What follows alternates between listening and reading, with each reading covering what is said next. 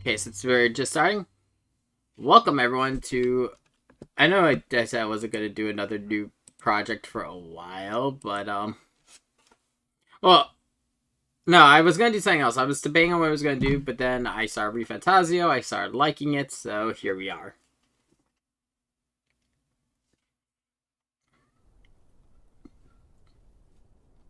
ではいつも通りよしなに必ずやご加護あるでしょう。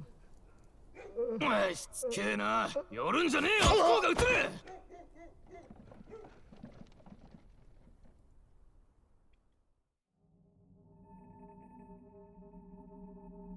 どこまでも醜いな。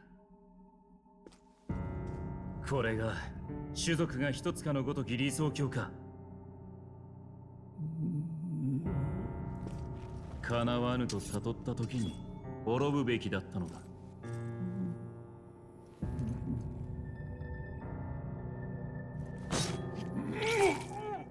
貴様ら王家。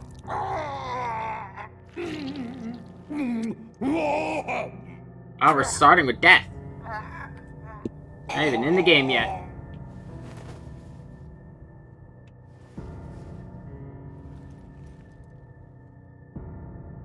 この国もな。なんということだ。陛下のお命が奪われるなど。王子殿下に続いてこのような急ぎお次を決めねば王の魔法の継承が途切れて。そうなれば他国からの侵攻が。それだけではない。我が国は連合王国。悪くすれば内戦もあろう。国難にこそ我らは結束せねば。ボーデン陛下。誰がこのような。王の寝所に入れるものなど限られています。ですが。いや、陛下は王の魔法を継ぐ希代の魔導士。心臓を一月など並大抵のものでは。王子殿下を襲った賊も突然城に現れた。神をも恐れの王族殺し。できる者がいるとすれば。ルイ。さて、困りましたな。王子殿下はすでに創生。他に王位継承権のある方々には、王の魔法をなす王爵を告げるほど素養ある御人はおられないようだ。So how the fuck do you plan to use it? 果たして誰が次の王か。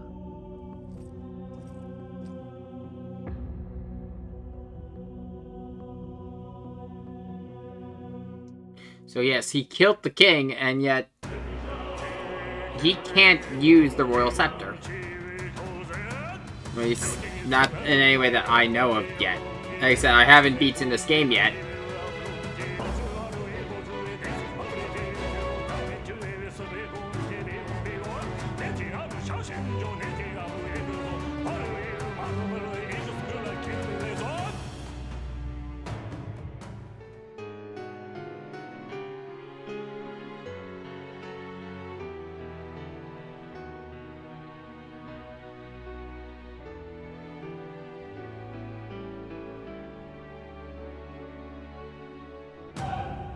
Book burnt and torn up.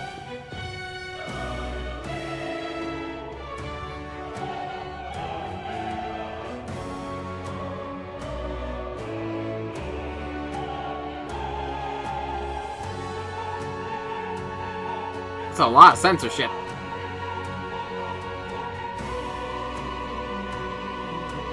Welcome to Metaphor ReFantazio.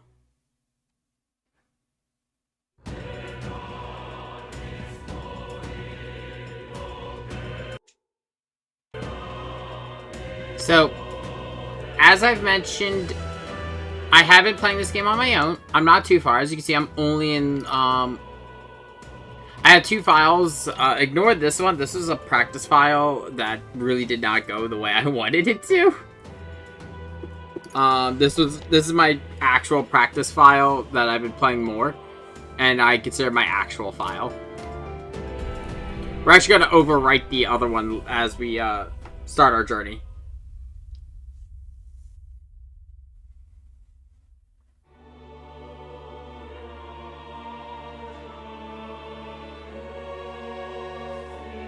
誰かな？どこからか私を覗き見ているのは Scheming 君が man. 何者かはわからないが、私たちの世界に関心があるのかい？興味深いね。名前を教えてくれないか？他の誰でもない、今こちらを見ている君自身の本当の名前を。Who shall guide? Who are you who shall guide the protagonist? I am Jade. And yes, this is not the name of the protagonist. ほう、珍しい響きだ。こちらの世界ではあまり聞かない。なるほど、君は異教の住人らしい。私のいる世界の出来事は君にとっては絵空事、別の地平の物語、すなわち幻想だ。だが全てが君とは無関係だと言い切れるだろうか。こちらの世界に触れようとしているなら初めに聞いておこう。幻想とは現実に影響をもたらさない Fantasy 無 limited 力 to な作り the 物か。 confines of imagination, but you call it a powerless creation.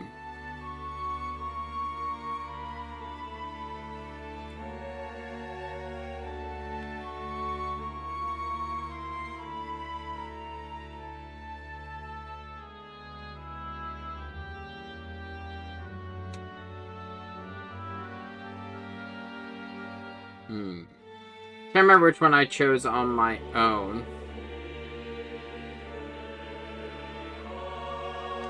Like on my practice file, because I don't know if it does anything, but not always. ただの夢物語ではなく、幻想が己の生きる現実に何かをもたらすこともある。君はそう信じているわけか。私には未だ答えがわからない。だがもしも幻想とは世界がこのままである必要はないという願いなのだとすれば、幻想こそが世界をも作り変える新たな現実となるかもしれない。それを確かめるため、君が体験しようとする物語を見守ってみることにしよう。それでは始まりだ。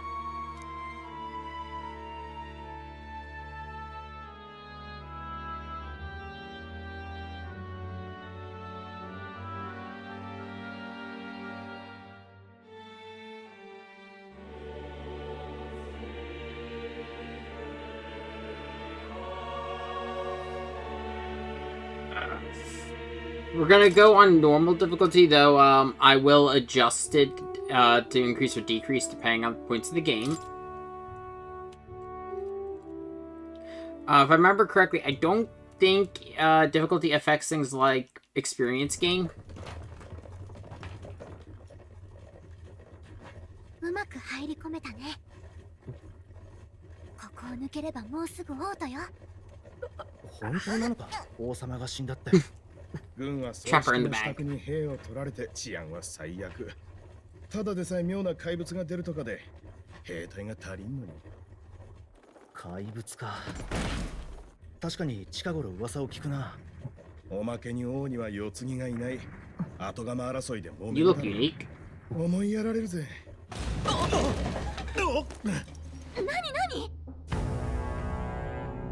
凱旋者。諸君、我々は義勇団である。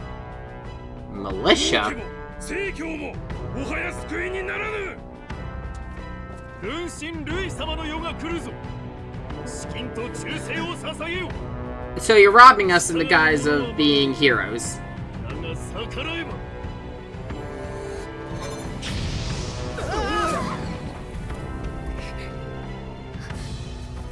波動機。賊のくせに。ほ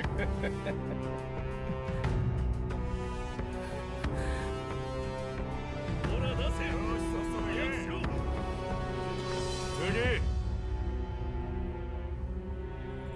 次。 All of my money. お前、こりゃ珍しい。エルダ族か。本当だ。角も長い耳もね。汚れた種族が王都に何の用だ。おっと、なんだ生意気にこんなもん持ちやがって Hey, my book!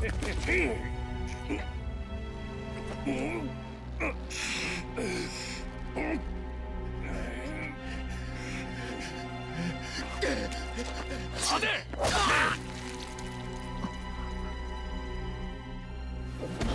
逆らうなと言ったろおい騒ぐな皆殺しにされたいか Fuck, she's fast.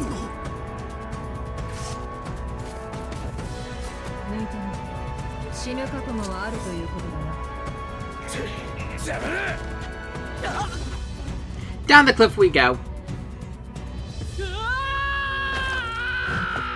And yeah, that is us. That is our pro tag.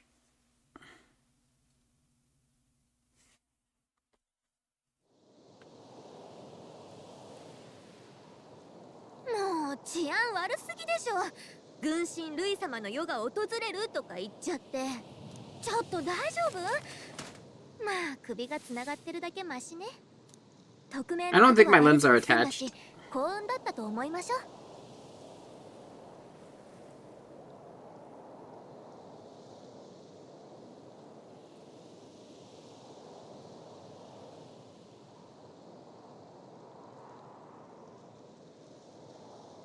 Honestly, I'm trying to check something really quick. I was just trying to figure out what stats something for later. Are you alright?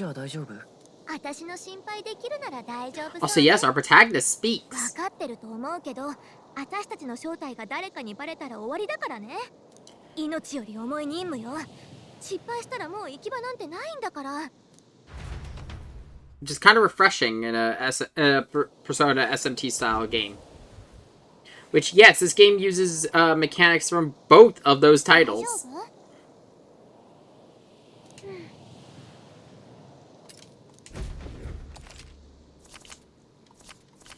So here in the overworld, the movement controls are pretty simple.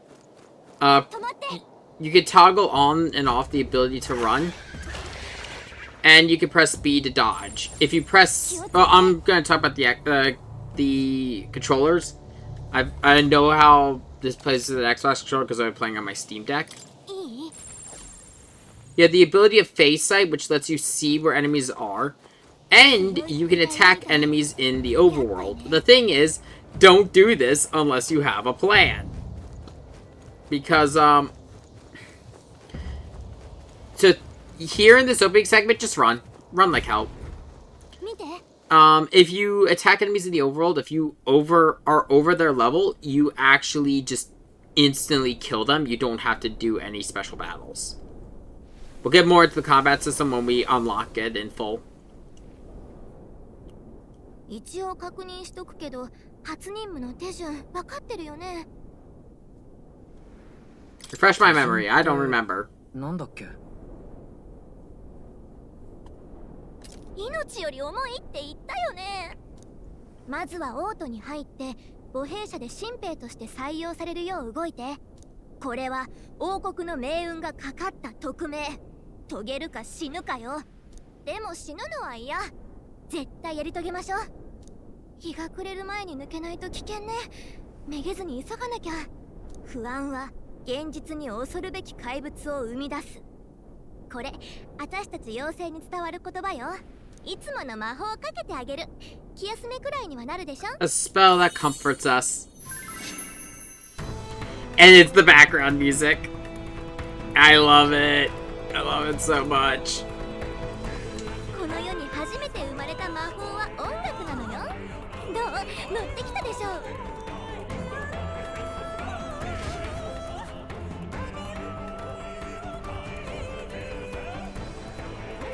見て。あそこね。行くわよ。いい？ The hot game 1 second.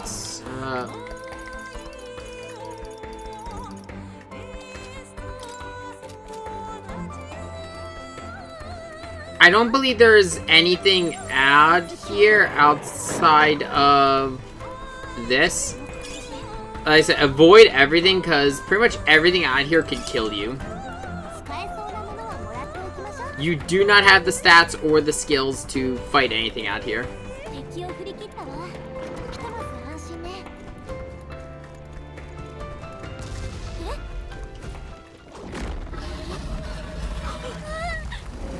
Oh, hey, sandworms!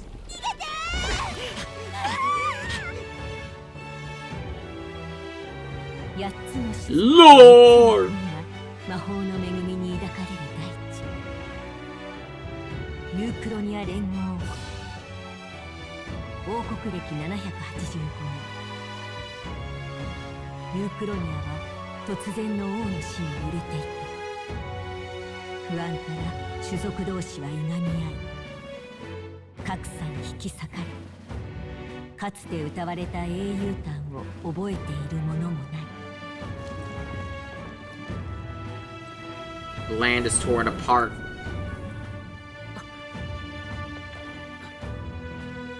これはそんな世界を塗り替える幻想の物語。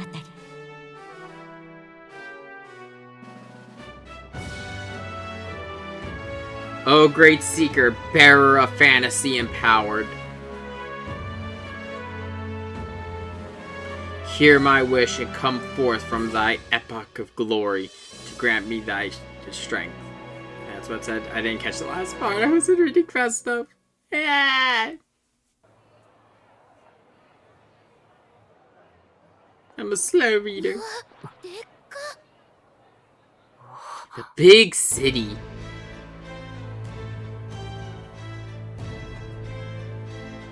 So welcome to our hub world, or our hub.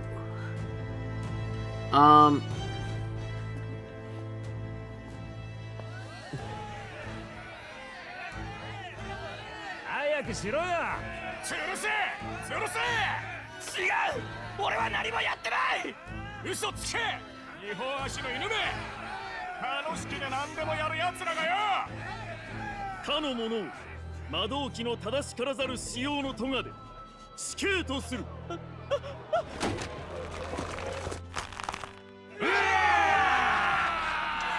Hell of a society we're walking in on.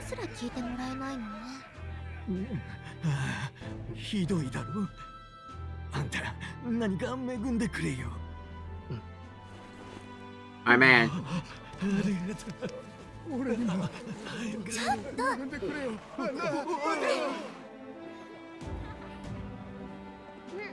田舎とは違うのよ。まったく。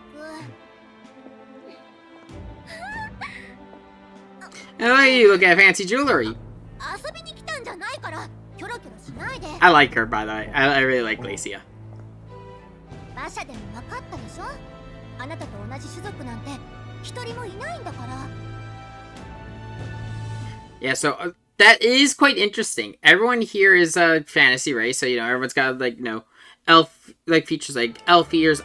They all have names of this world, but I will tend to refer to them as other creatures that are more common in the mediums. Like I believe it is the Rosantes are the elves, and I always just refer to them as elves. But we are an Elda. I think the only Elda in the game. I haven't seen anyone else. But we are the closest thing to human. Everyone else has some features, so you can see horns, some people have wings, some people have animal features. 辺境で怪物が出たってよ。今度も兵隊を送るらしい。ここんとこ軍はふぬける一方だな。ルイ様が中央にいた頃はもっとビシッとしてたのに。この国どうなっちまうんだろうな。せめて後継ぎの王子が死んじまった。Those vapes. Do they have magical vapes? Flashback. 今かられたこの一大事にもやはり王子殿下の身に変わりはないか。王国一の聖女ですらも清め得なかった呪い。いかな我らであってもどうすることも。襲撃から早10年以上だ。お体の衰弱ももはや限界か。殿下はお許しにならぬであろうが、やむを得まい。殿下を呪い、陛下のお命までも奪ったあの男だけは決して許してはならぬ。軍へと潜り込み、老子に伝令を届けてはもらえぬか。まさかお主に頼むことになるとはな。だがもはや仲間もおらず、他に手立てがないのだ。これは匿名である。よいか、必ず伝えるのだ。Hey.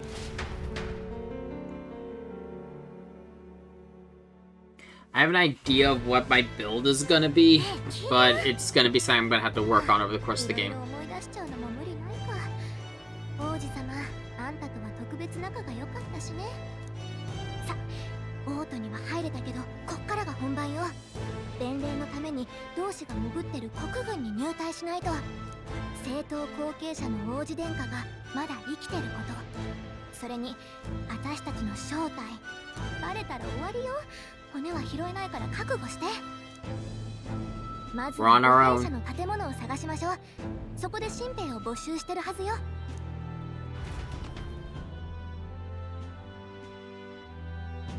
Much like a normal Persona game, it is... I will compare this game a lot to Persona, because this game takes a lot from Persona and Shin Megami Tensei. It's kind of like a... It's a hybrid of both of them, and honestly, I like it. I like it more than just normal Persona.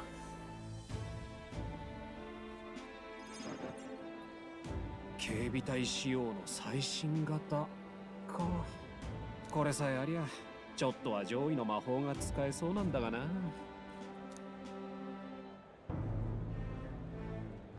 さすが都会ね。魔導機がこんなに出回ってる。へえ、いろんな形があるもんなのね。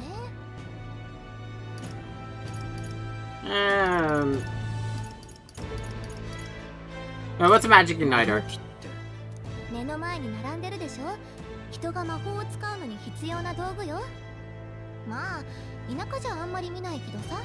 けど魔法を使うのに道具が必要なんて、あんたたちは不便ね。その点私なんか魔法も使えるし、マグロの流れだって見えちゃうし。まあどっちもちょっぴりだけど。おお、珍しい。妖精メルダ族の。 You have a portrait. You're gonna be important, aren't you? もしそうなら捕まらないよう気をつけること。ここの金持ちに小塚が多いから。失礼。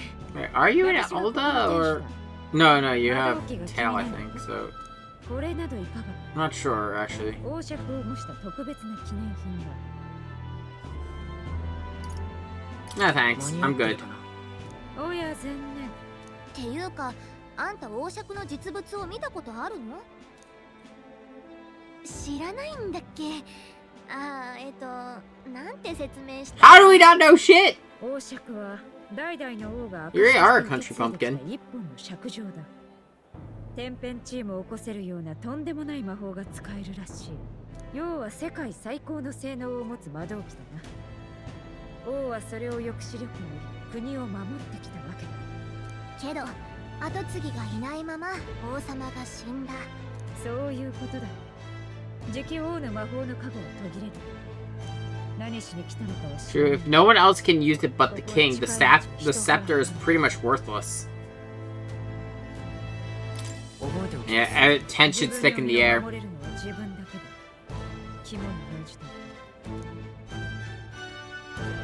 なんか妙な天使だったわね。でも確かに気をつけなきゃ。っていうか油売ってられないわ。さあ、軍の母兵舎まで急ぎましょう。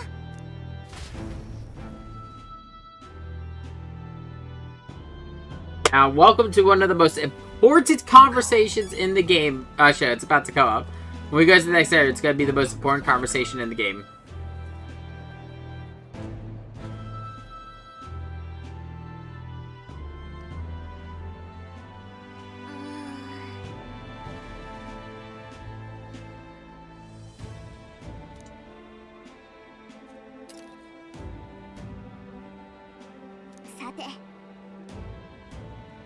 Yeah, so she's got a point, though. We can hide the fact that we're in Elda, but it might just invite more trouble.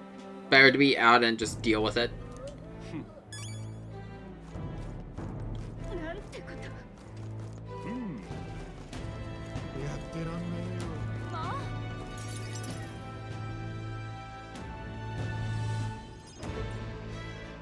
あそこが母兵舎ね。じゃあここから先は任せるわ。大した問題は起きないと思う。 Yeah, she's a fairy. She can't exactly be out in the open with 面 this. 接で何か聞かれても任務に触れない限りは素直 True. に答えていいから。作り話 You don't なん have て to 怪し lie いだ about けよ。 anything yet. うまく That's because we don't even know what the 採用さ mission れるよ。 is. 頑張って。 Well, we don't even know what the message is. We're literally just the delivery. じゃあしっかりね。ああ、貴族出身？食うに困らんはずのやつがなんでここに。さては、家が落ちぶれたか。ここでは強さを家柄で測るのか、俺を軍に入れるのか入れないのか、どっちだ。って若造がいいだろう。入隊は認めてやる。だが軍務では上官命令は絶対だ。死ぬことだって任務に含まれる。青臭い坊ちゃんに現実を叩き込んでやる。せいぜいお国のために死んで役立て。貴重な味方を脅して統率か。思ってたより能なしの集まりだな。でも安心しろ。この国は俺が変えてやる。かつ言わせておけば。Now, やめとけ。こんなことで医者の仕事を増やすな。悪運に感謝しとけ。ほら次早くしろ。ああ、エルダ族だと。now we're here. We're here. 年は18の孤児か。兵士としてはうってつけだな。志願した理由は何だ。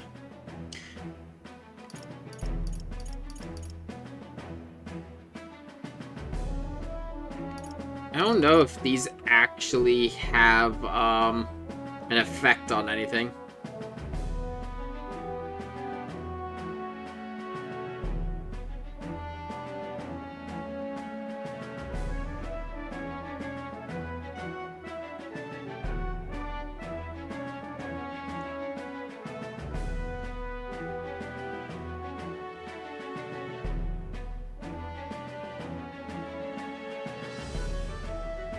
Yeah, so this one is got nothing, but the next set of questions is very, very important. ま、寝なし草じゃ他に稼ぎ口もないか。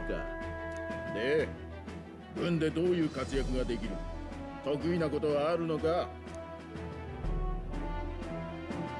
So talking about each of these, actually will affect your core stats, in particular your starting stats. If you say I am stronger than I look, your strength will be increased by 2 points, but your magic will be decreased by 2 points. Sharp mind, your magic is increased by 2 points, but strength is decreased by 2. I can take a lot of punishment, endurance is increased by 2, but agility is decreased by 2. I'm small but quick, agility is raised by 2, but endurance is lowered by 2. And luck is increased by 4 points, but strength, magic, endurance, and agility are all lowered by 1 point. I actually am gonna, I'm thinking of starting with luck just because of the fact luck kind of plays into everything and it gives me a more balanced start for a build. 何の取り柄もないやつが言う答えだな。最後だ。様、字は書けるか? Now, these, I don't believe this affects stat growth. Stat growth is pretty much the same. So, what's the name of this story's protagonist? I'm gonna pull out an oldie but a goodie.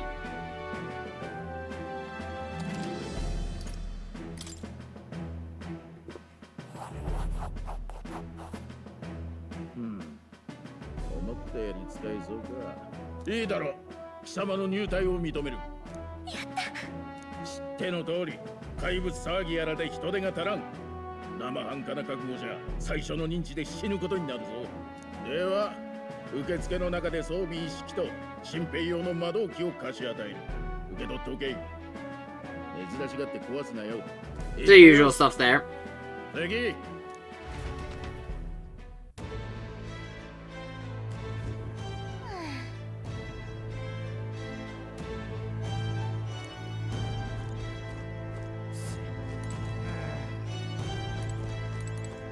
It's the same young man as earlier.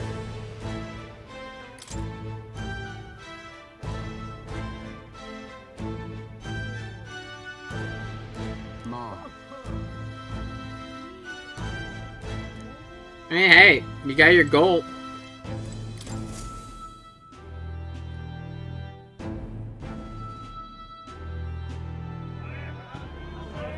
出るらしいぜ。あれ、見たこともない怪物だっけ。兵士が足りないのはそいつにやられるからとか。確か名前は Monsters. Wait, what? よし、次。クレマール族か。違う。見かけない種族だな。まさかエルダ族ってやつか。Sup? こりゃ珍しい。Give me my shit. どけ、こっちが優先だ。こんなガキに貴重な魔導機の無駄だろ。たくいまいましい。俺ならもっと手柄をあげられる。こいつはもらうぜ。強いなら奪うのは当然か。なんだてめえ。戦う理由は誰にだってある。列に並べ。うるせえクレマール族だ。自分が全部正しいと思い込んでやがる。力じゃ俺たちにかなわねえってのによ。種族は関係ない。これは矜持の問題だ。謝れ。俺と、それから彼にもだ。I like this guy already. Fuck you. 騒いで悪かったな。大丈夫か？ What thanks, man? 助かった。やりたくてやったことだ。気にするな。じゃあな。早死にするなよ。たく、揉め事はごめんだぜ。ほら。Thank you. Look, man, I hit me too. I just wanted my stuff. 最近のものは Cinder Igniter. からマグラの結晶もついてて、練習次第で誰でもそこそこに魔法が使える。ま、一日で使いこなせとは言われねえよ。新入りはまず命の心配した。Oh, thank you, Quartermaster.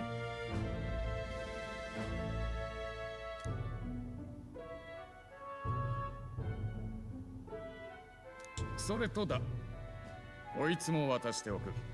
これも貴重品だぞ。Oh shit, a map.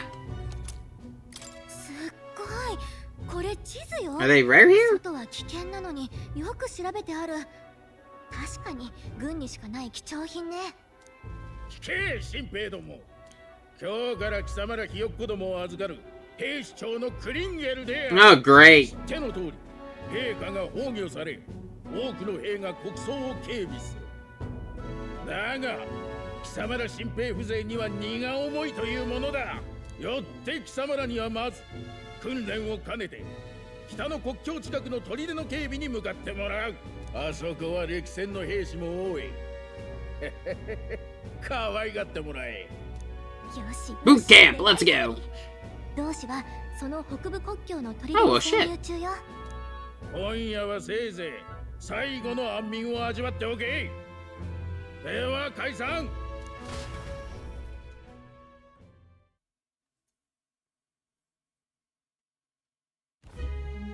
かなりの数が集められてる。よっぽど兵が不足してたのね。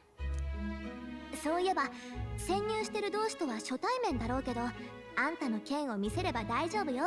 それが死者の証になってるから。向こうの顔は知ってるし安心して。それじゃ明日のために早めに休みましょう。ねえ、起きてる？ No, I'm asleep. Nope, I'm asleep. 寝てる。起きてるじゃん。なんかいろいろあったから眠れなくて。話には聞いてたけど、未だにこうも差別されるとはね。大丈夫だった？実は傷ついた。だよね。けどあんまり気にしちゃダメよ。怪物騒ぎも汚れた種族たちのせいだって噂してる人もいるみたいだし。ま、昔エルダ族の集落を焼き討ちにしてきた連中だもんね。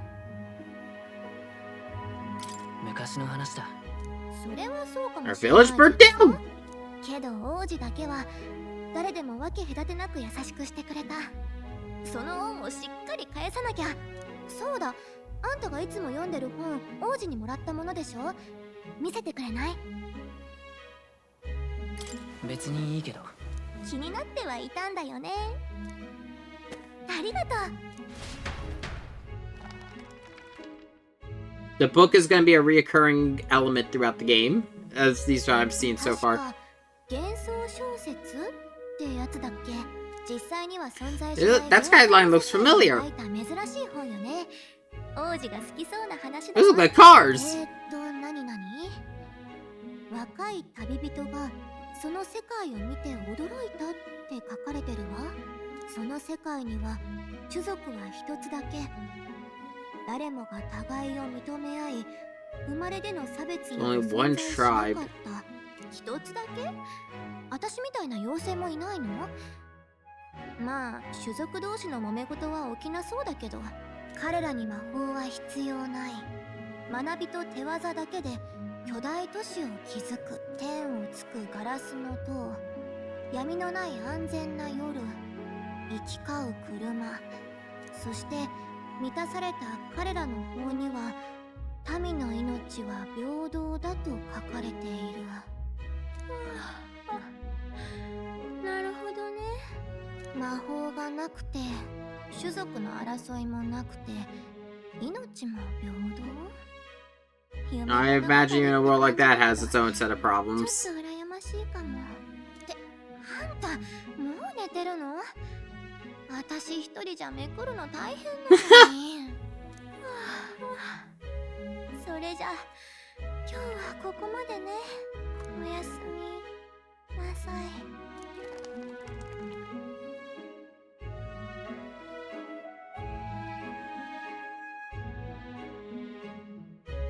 I don't know if the temperature matters yet. Like, it hasn't really come up on my end. Yeah, it's this one.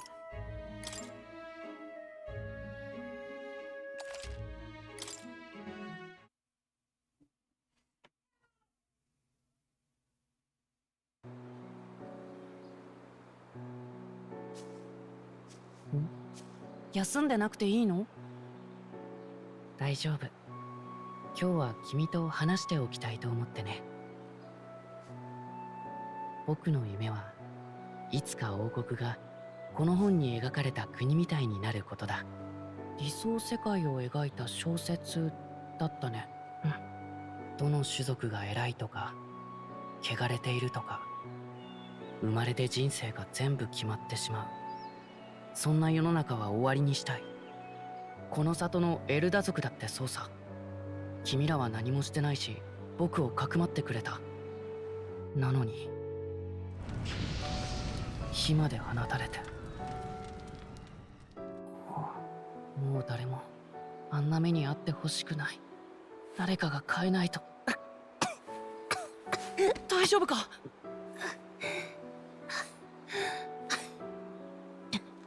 無理できる体じゃ。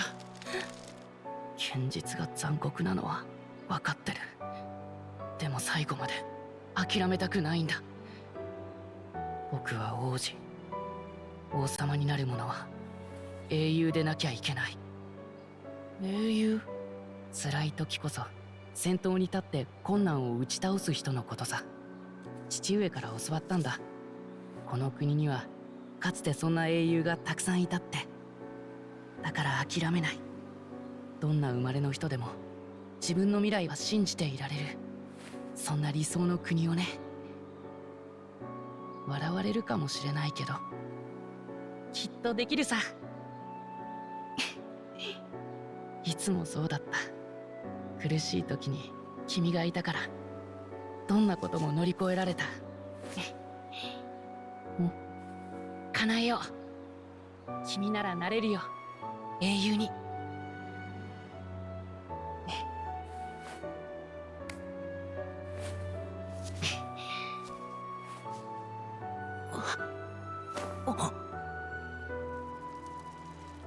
Thorns.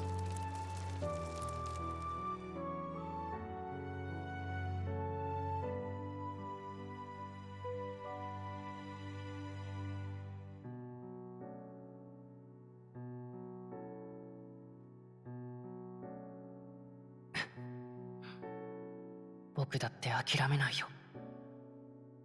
どんなことがあっても。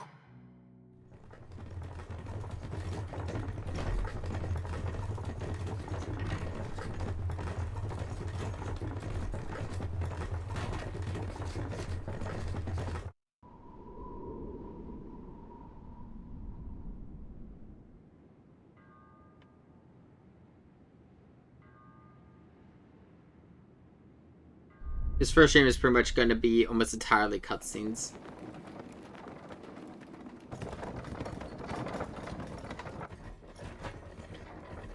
I will say, so far, level grinding in this has not been nearly as bad as it was in Persona 3, which is why I feel comfortable streaming it. I'll go into why that is when we get into the meat of the game.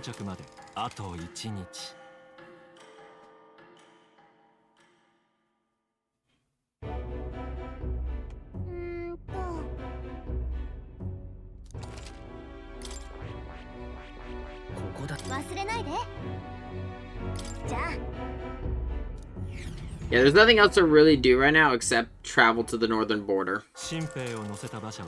目的地へとたどり着く。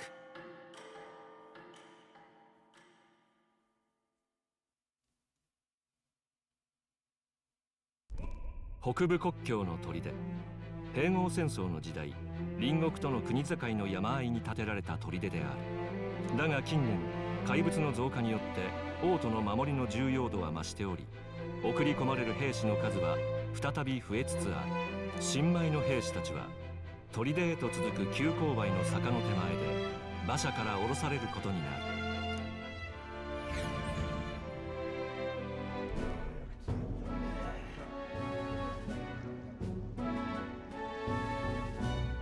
やっと着いたか。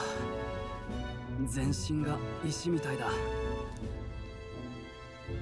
おい、そこの若造、戦場で隙を見せるな。国境は平地でも揉め事が起こる。常在戦場だ。背筋を伸ばせ。幾多の視線をくぐったこのクリンゲル様が兵の心構えを解いてやる。あれはそう、偵察任務の時だった。付き合いきれん。Yeah, just come on, we don't need to hear your stories, man. お前が読んでた本だが、どんなとこが面白いんだ？ It's kind of hard to explain. 確か幻想世界を書いた小説だったよな。要は理想郷を書いてるわけか。本はそれなりに読んできたが、そんなのは初めて見るな。死んだ国王もあれで即位したての頃は融和を掲げる理想論者だったらしいぞ。だが途中で投げ出して不可能だと証明しただけに終わった。どうだい？あの凡人王には荷が重すぎたんだ。Oh, as us. 新兵の分際で陛下の悪口か？聞き流せねえな。士気が下がる。Hey, we're just talking, man. めんどくさい。言いたいことがあんならはっきり言えよ。あ？受けて立ってもいいけど。正面切って俺たちに喧嘩売るとはな。劣等士のくせに度胸のあるガキだ。まあいい。今回はそいつに免じて許してやるが、あんま調子乗んなよ。文句つけたがりのクレマールさんよ。やれやれ。確かに個人を悪く言った俺も良くない。思ったことがすぐ口に出るたちでな。だがお前とは馬が合いそうだ。まだ名乗ってなかったな。俺はストロールだ。アリア伯。I don't know who I am. お前の名は？という名だ。うん。いい響きだ。嫌いじゃない。Yeah, it's the way of a protagonist. 忘れていい。新兵同士、気兼ねなく行こう。という話があったわけだ。よし。では貴様らひよっこどもには誰か。Yo, shit, are we under attack? おい、大丈夫か？何があった？気をつけて。あれは普通じゃな。No, I think he's fucking dead. 砦の兵士だ。まさか陛下なき今を狙って隣国が反乱を。とにかく全員急ぎ砦に向かえ。私はここで Sure, buddy. 待て、状況もわからないのにか。せめて隊を分けるか。応援を。教官命令である。逆らうのか？反逆罪に問われたいか？臆するな。貴様らも栄光ある王国軍兵士だ。手柄を立てろ。褒美は約束してやる。もうやるしかねえ。稼ぎたくて兵士になったんだ。これで一気に金持ちだ。よし。 Also, it doesn't help that we're a day away from the capital, so くそ。無視もできないか。 I don't think anyone's going to be able to get here to help us.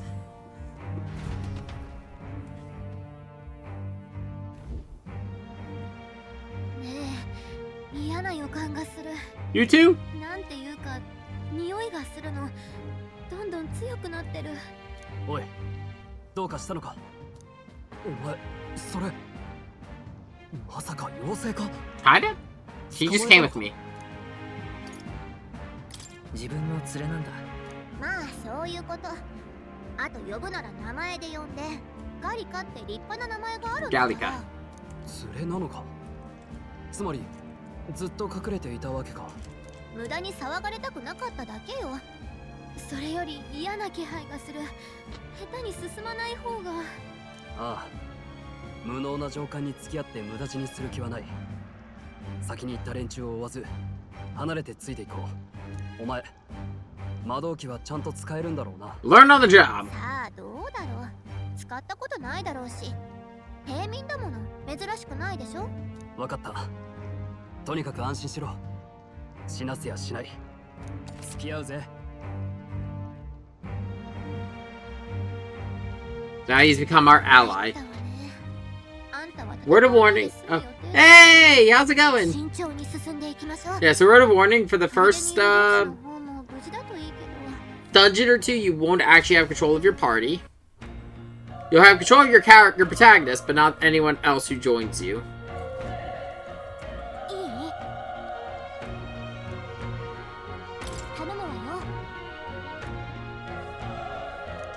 Contacts the side, so you just have to find them.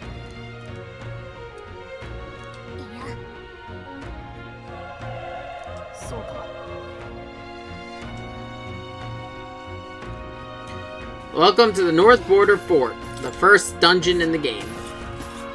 And it sounds like people are dying.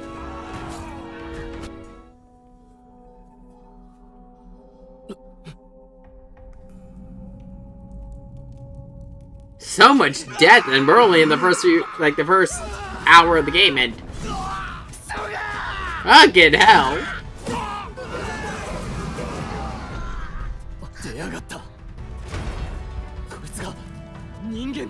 Bullshit! That's a human.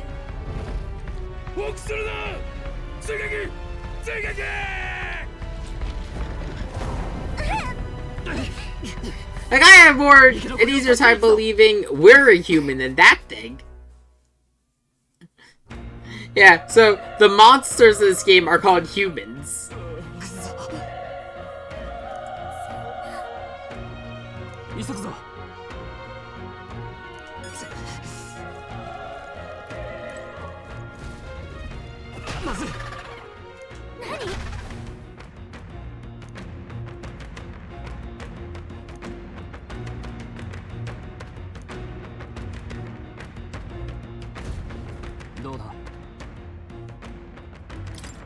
Yep, so here's how combat. This is a better way to talk about combat. So there are two phases for combat: the open world phase, and then there is the more advanced turn-based combat, which is called squad battles.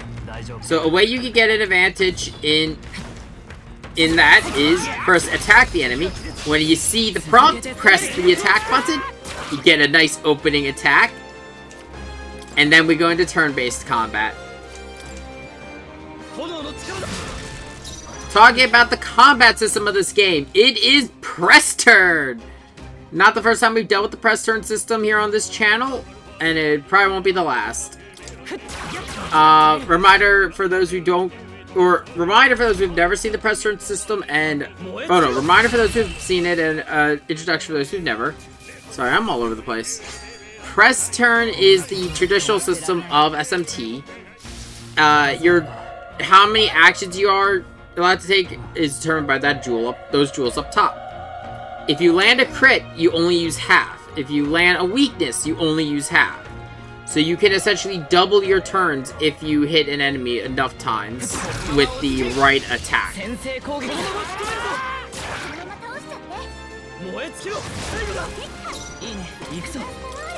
Our only skill right now is Mage Fire. Use it sparingly to be... Oh, actually, in this part, you don't really have to worry.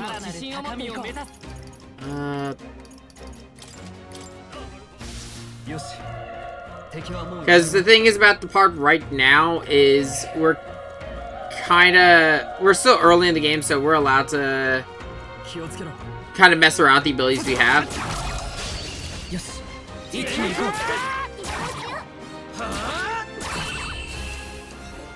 And everything here is gonna die pretty easy. It's only worth 2 experience. It's only worth a few experience, so do chip away, because you know every little bit helps.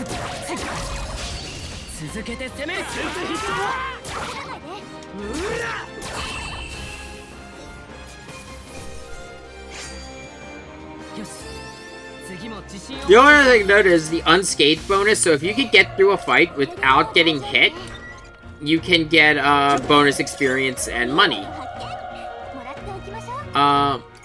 There are 2 currencies we are collecting: money and Magala.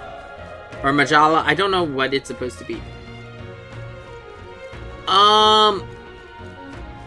I'm thinking... I started with my... As you can see, let me see here. Can I pull up my stats? No, I can't. Or maybe? No. I'll go into my build a little bit more when we get into it. I mean, when we level up again, so that way I can show all my stats currently. Also, if you get attack an enemy from the behind beforehand, you can sometimes just instantly knock out their break gauge and go right into combat.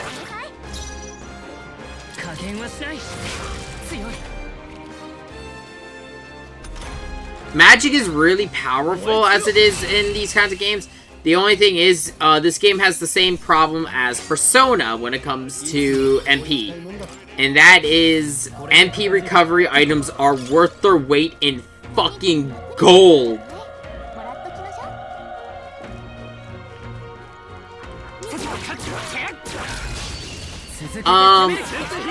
For the early game, for the first month, I'm essentially gonna be the main magic user for my party. I do recommend, no matter what, investing a bit into your magic stat for your protagonist. But I'll go into that later.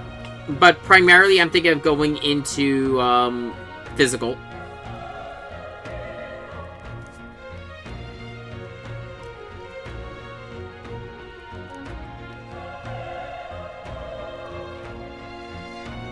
They're blaming me? I guess the Elda apparently are harbingers of doom. Yeah.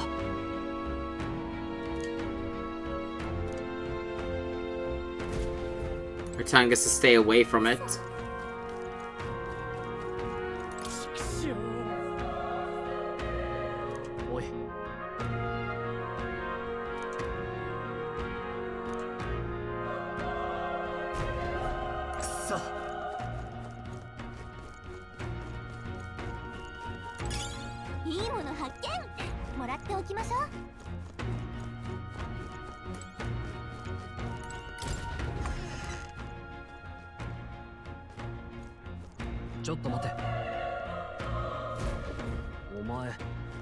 The main reason I will say, though, to lean a little bit towards magic for the first month, you don't get a magic-based party member for, well, at least I'm guessing until month 2. I haven't gone past the first month. I've only just cleared the first main dungeon. I spent a good while. I only got this game on... Ah, fuck. A couple days ago. And then, you know, actually find time to sit down and start it up.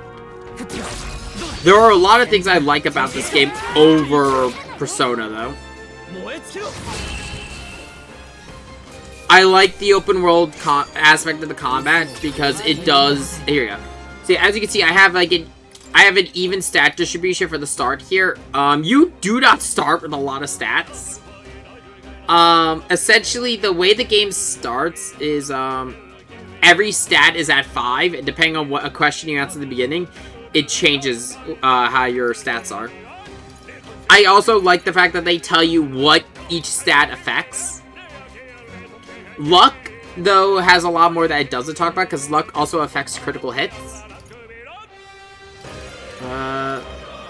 Raise agility. Because if there's anything for, dodging, I mean, for, damage I would prefer to dodge it, because that uses up 2 of their press turn icons.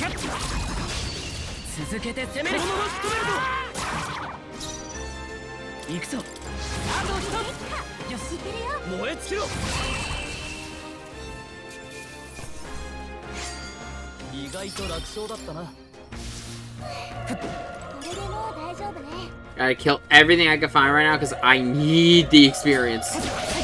Ah, fuck. Yeah, if you get hit, the enemy gets first attack.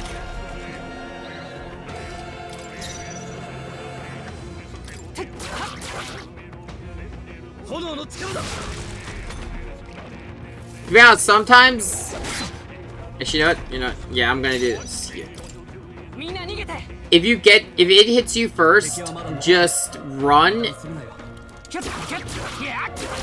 And then re-enter battle. Just for the, one, you can get the, opening attack bonus. And 2, you'll get the, unscathed bonus. You don't want to lose that early. Ideally, you want the unscathed bonus from every single fight in this dungeon.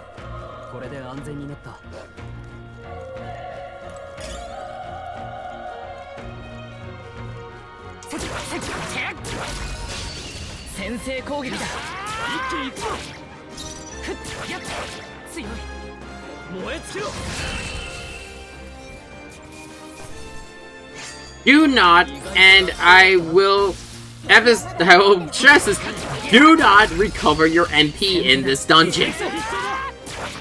There is no point.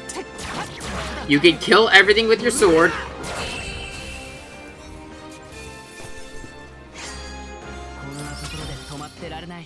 And MP recovery items are few and far between.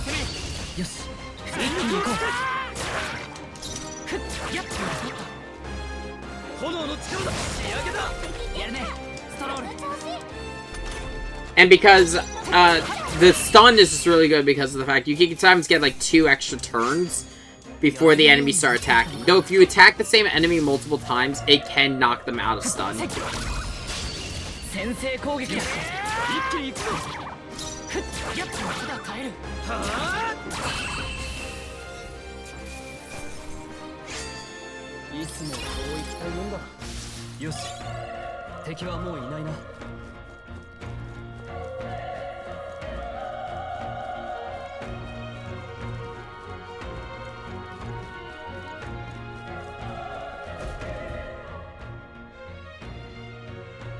Healing items don't worry too much about because you could just always buy a healing item at any point.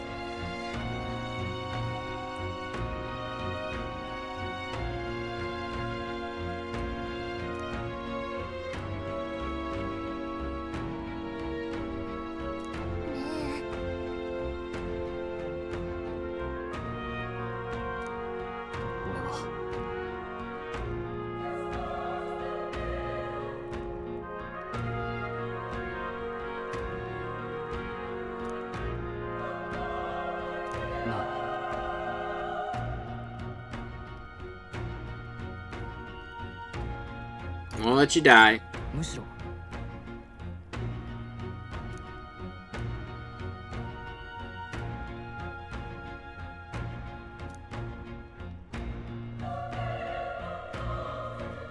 We do still have our own goal, but you know what? I like this guy. I want to keep him alive.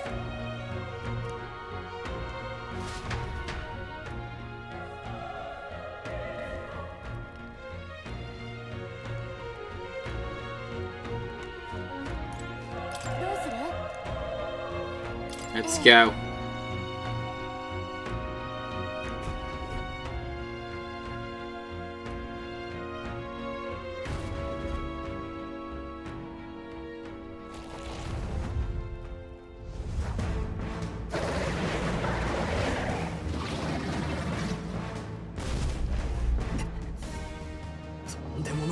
男だ。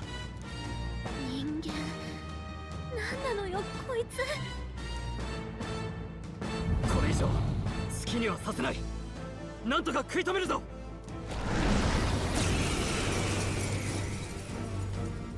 人間、こいつが、こいつらが。I still want to know, like, how the fuck did these things, like, how are these humans? 1 damage. やってやるさ。うら。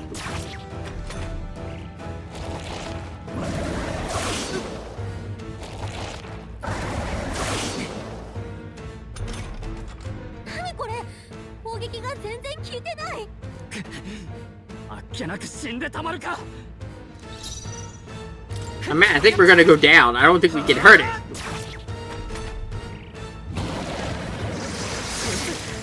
Ah, fuck. これほどか。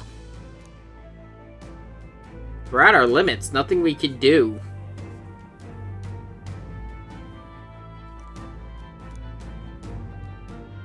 俺が奴を引きつける。お前ら。What? Oh. Hmm? I guess my controller.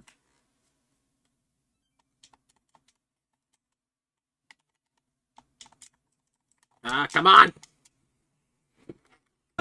Oh, there we go. いいか、俺は貴族だ。貴族が民より後に死ぬのは恥なんだよ。じゃあな、ちゃんと生き残れよ。 Don't just sacrifice yourself for 1 damage. Oh shit. Come on, no, I liked him. I don't want him to die. 大丈夫か。バカ野郎、早く逃げ。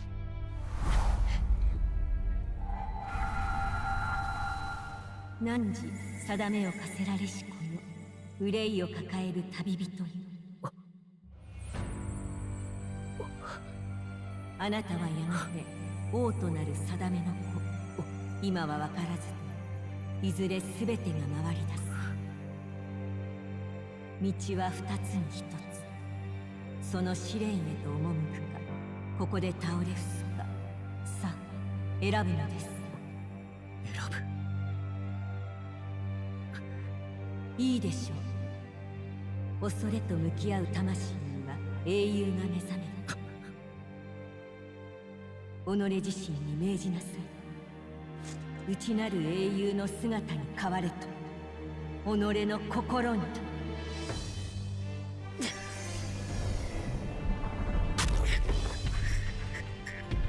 Oh, it's painful, my dude.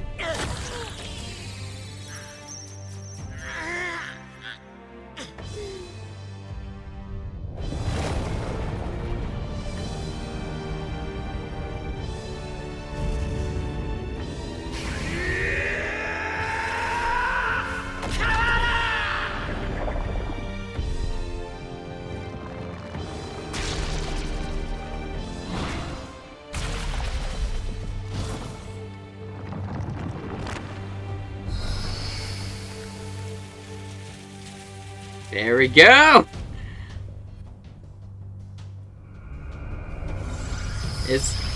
It's this game's equivalent of Personas.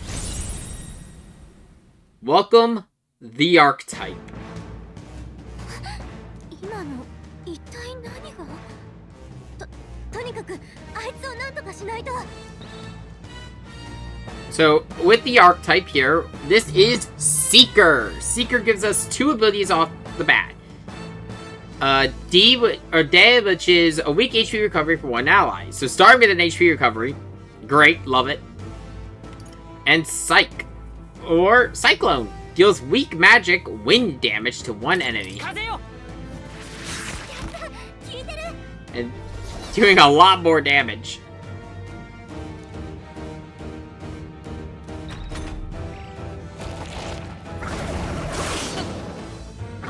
And now we have resistances. So, as a Seeker, we are resistant to wind.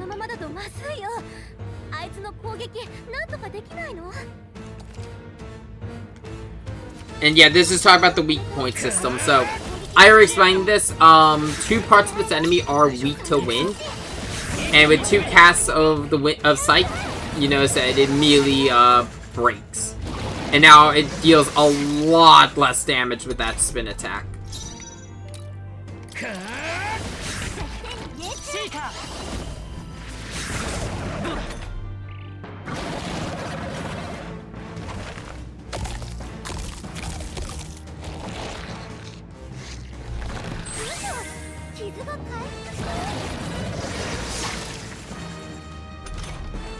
自分の体の一部を食べてる。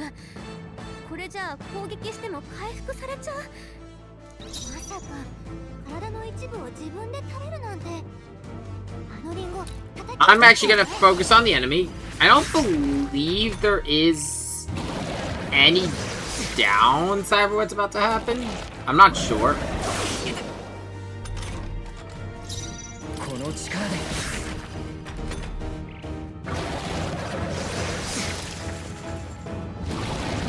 Oh no, what? She didn't... Did I miss it or did it... Shit. I never actually had it used twice. There you go. Yeah. Yeah, that's what I was thinking of. She will destroy the apples, so you don't have to deal with them. And then we can focus on the boss. It's weird, I usually have her... I had her do it, like, every other time on, like, the second turn after it was... After it ate the first apple. Yeah, from here on out, this fight's pretty much in the bag. It can't deal a lot of damage, and it can't heal anymore, so I'm out-damaging it. And if if that happens, it doesn't matter. I like how, like, you see the gears and everything inside the body of the, Seeker.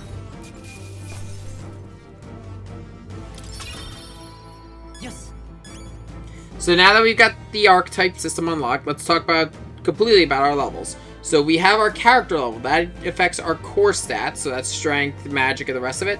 But then there are ranks. Ranks are for archetypes. When an archetype ranks up, you can learn skills and new abilities.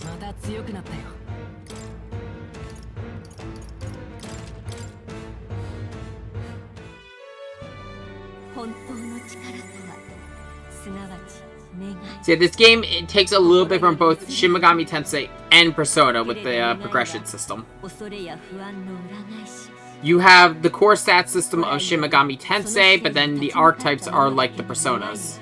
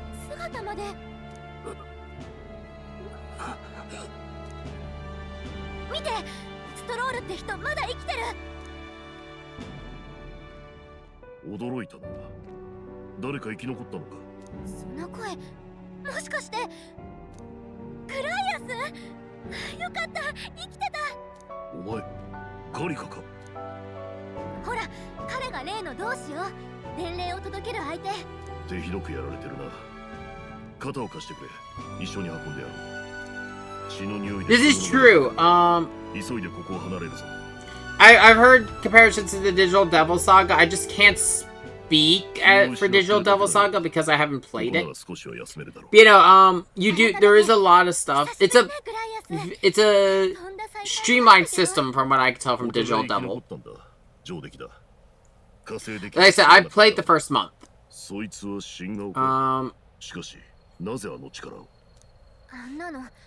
I like how versatile it is. Like it is the least. It's a lot less restrictive in terms of party building than Persona.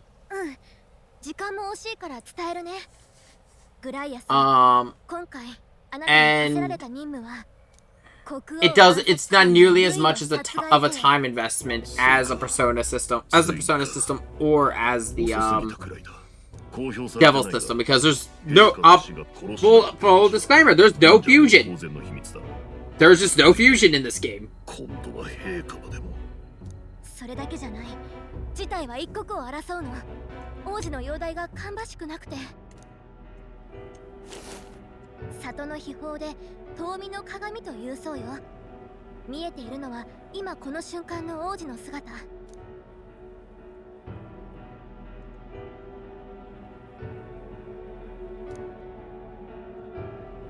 王子殿下、呪いの茨は健在か。特にはやっぱり術者のルイの命を絶つしかないみたい。それにもたもたしてたら次の王様が勝手に決められちゃう。Yeah, can someone catch us up? We're a bit lost.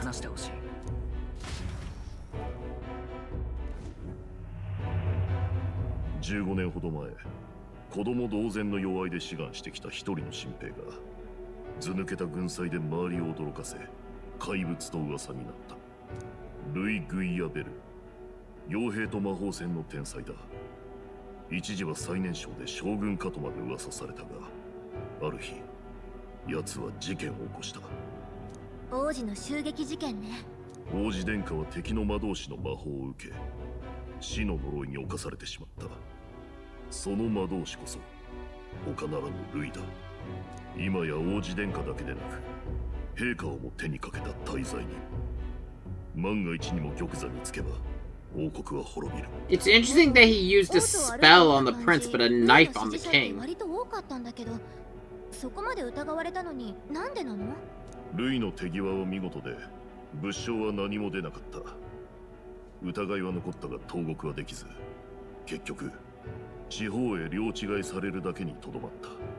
それに奴は現場の軍人たちからは有能な上官として今でも支持が厚い。容疑を濡れ衣だと信じている者も少なくない。実際奴が中枢にいた頃の国軍は圧倒的だった。長年くすぶっていた独立運動が平定されたのはルイの功績だ。悔しいが奴は確かに強い。武術に魔法、紛れもなく天才だ。We're not dealing with a foolish enemy here. He's smart. That makes him even more dangerous than a lot of our other foes. これは骨が折れそうね。So a lot of the other enemies we fought in SMT and in Persona, I would describe them as super intelligent. It's just that they have the luck of magic bullshit. Or being devils and angels. But this guy, he's just a mortal being. As far as I can tell, he's got nothing special. He's just smart and gifted. 人手不足だし、手伝ってもらおう。救った命を粗末にすることはない。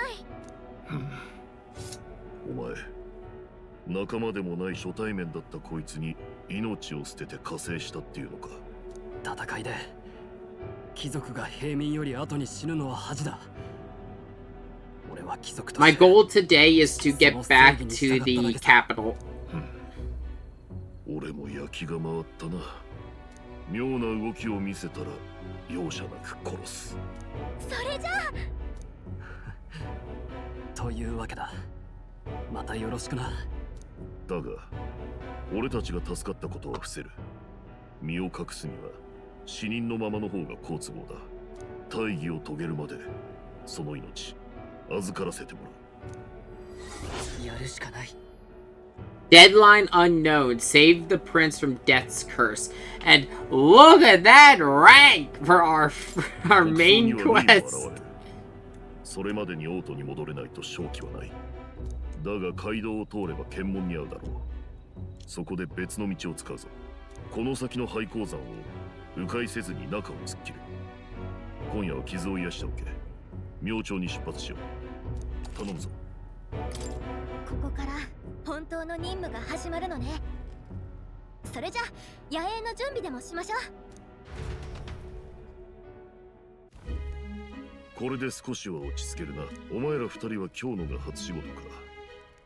初陣で人間に出くわすとはな。Let me see if I can find information about them.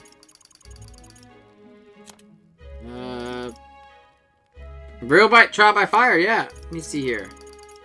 Do we have anything about humans in here? Mage.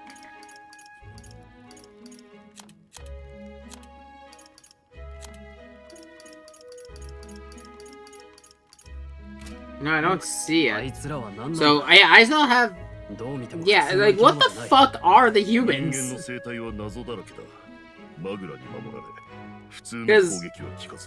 That's a bit crazy to be called a human. 確かなのは、ここ数年被害が増える一方だってことだ。俺が砦に潜入してたのは、その辺を調べるためだ。何か掴んだのか？えらく食いついてくるな。残念だが、確かなことは分かってない。夜は長い。他にも聞きたいことはあるか？ We kind of give ambitious. We're just here to kill Louis. いや、ないことないでしょ。聞いときなさい。ルイは王族殺しの大罪人だが、皮肉なことに民衆は必ずしも奴を嫌ってない。人間を討伐できる武力を持ってるからだ。軍が手を焼いてる間にルイが次々と勝って回ってる。奴もある意味怪物さ。お前より He's played his cards very well before making a push for the throne. そんな相手を俺たちだけで狙うのか。 He's still human. Oh, still mortal. 身を利用するしかないだろうな。ルイだけは絶対に許すことはできない。必ず仕留める。Man's got a plan. Turn around and grab this. These are gold beetles. I don't know what they all are for, but there are a bunch of them all over the game. This one is missable, as this is the only time you'll be able to find that gold beetle. There's nothing else to do tonight. Rest, pass the time on. 眠れない？まあ、あんなことがあったしね。でも、できるだけ体は休めといてね。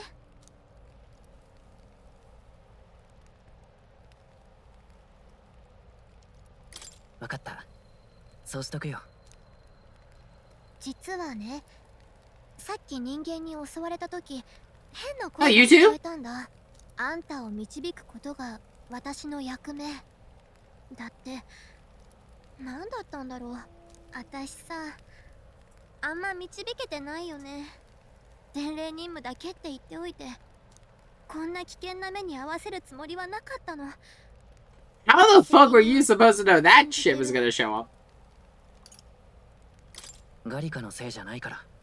それはそうかもしれないけど、私戦いじゃ役に立てないけど、こうなった以上私なりに力になるから、あんたの霊の力当てにしてる。これからもよろしくね。そうだ、寝つけない時こそ本の出番じゃない？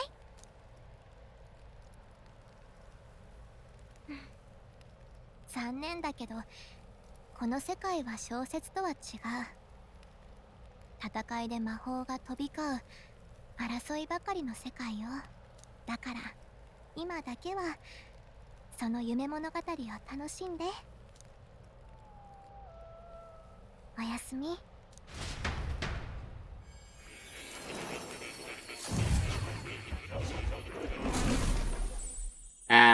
Welcome to the Velvet Room. Wait, what?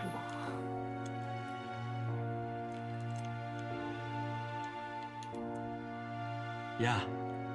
Cat. よく来たね。待っていたよ。どうやら面白い力を手にしたようだ。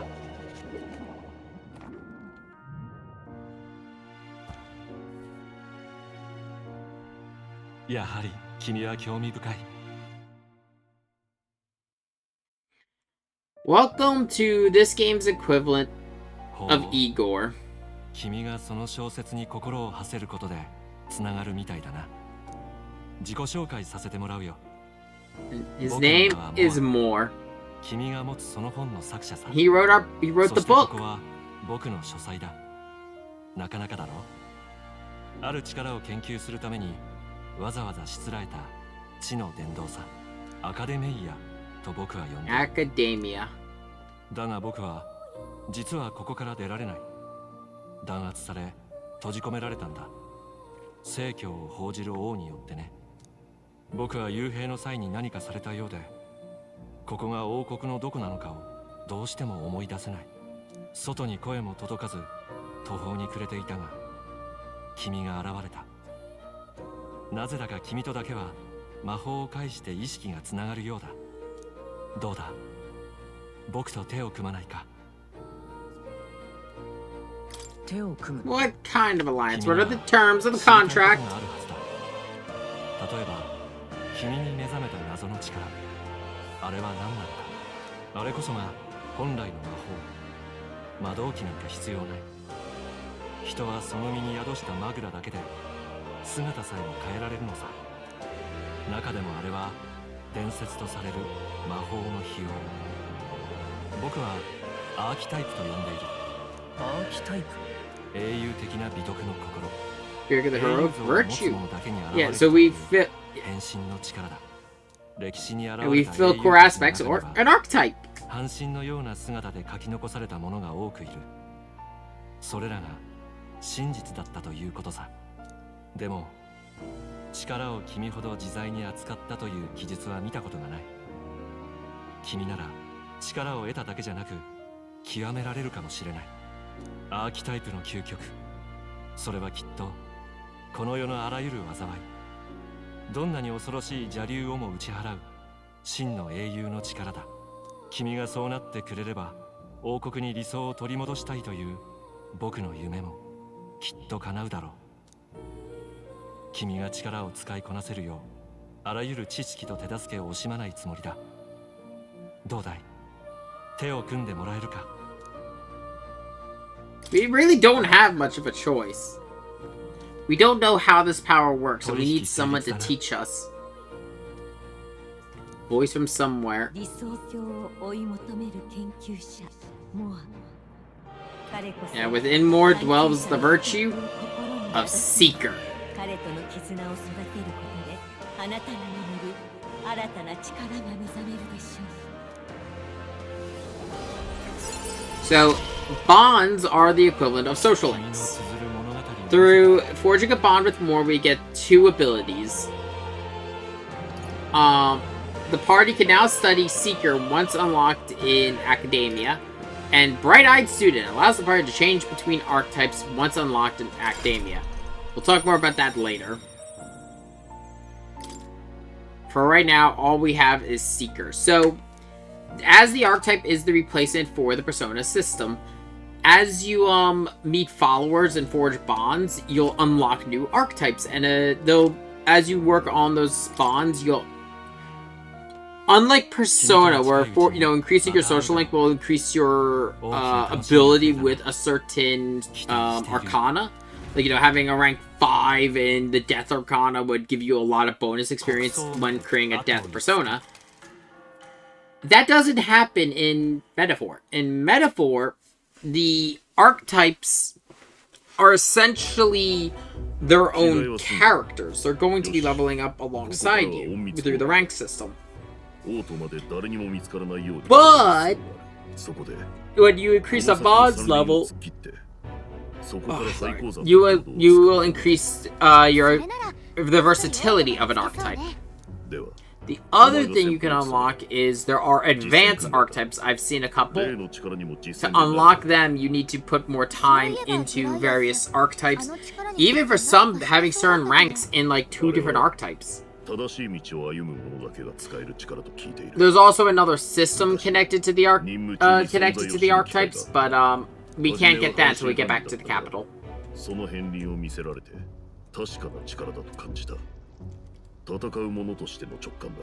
なんとか手にできないかと研究の修練も重ねたが、俺には届かなかった。それをまさかここで目にするとはな。 He's trained and researched all about archetypes, but he can't call it himself. お前は少しでもおかしな真似をしたら殺す。覚悟の上だ。見張っているからな。分かってる。信用しろ。では迷わないよう正しい道筋を確認するぞ。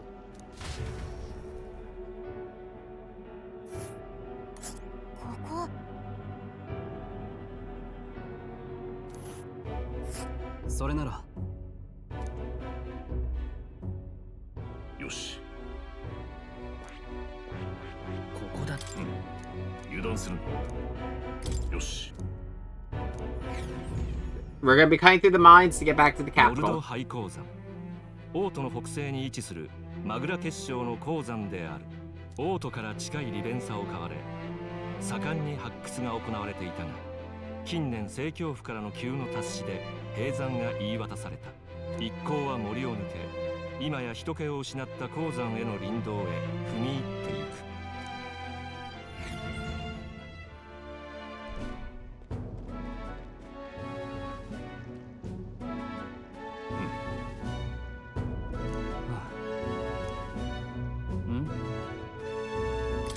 どうした？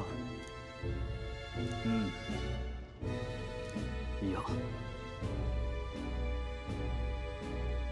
油断するな。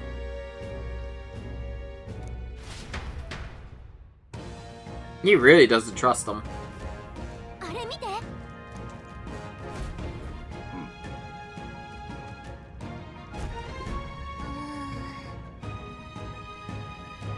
や。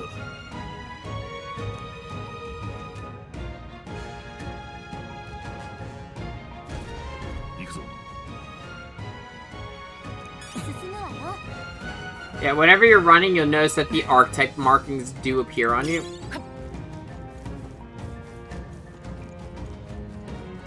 And now for why I really like this game over Persona.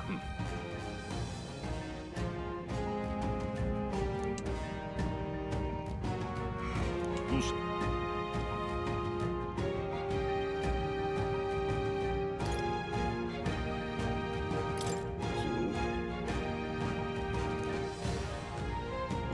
Take a good look at the enemies.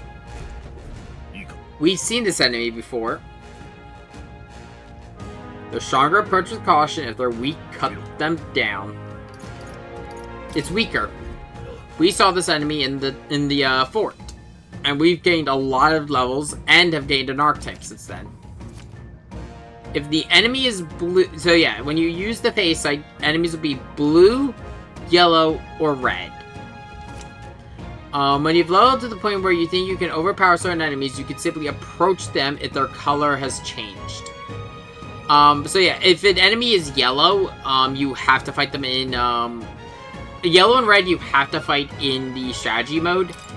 But if the enemy is blue, you can just kill them immediately without ever going into that combat.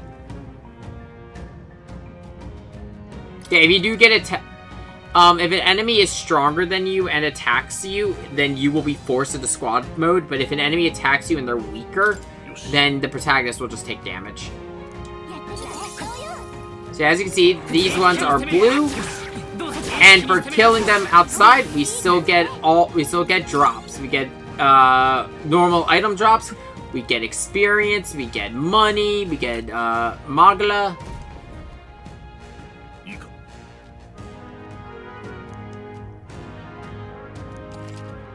And this is talking about tactics.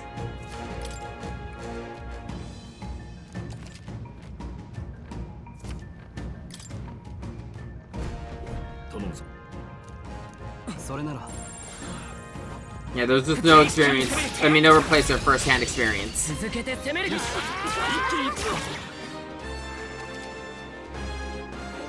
And you can restart any battle with no repercussion.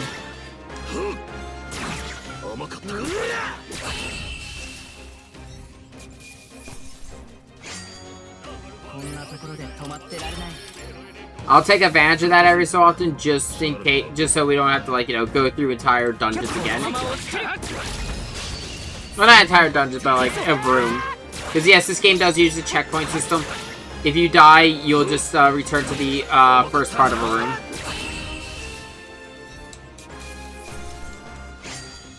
話にならんな。敵はまだ残ってる。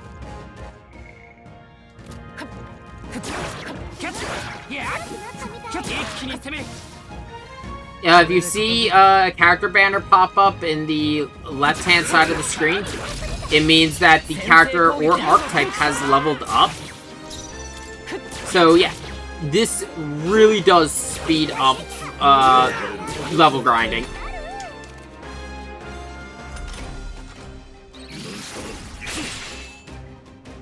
And this is the main reason why I was okay. I felt better streaming this game than I did Persona 3.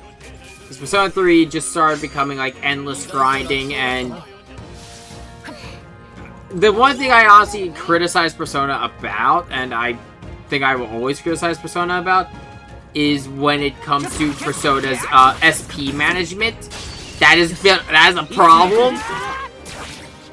It honestly makes it so it feels like using magic is just completely pointless because of the fact, well, not completely pointless.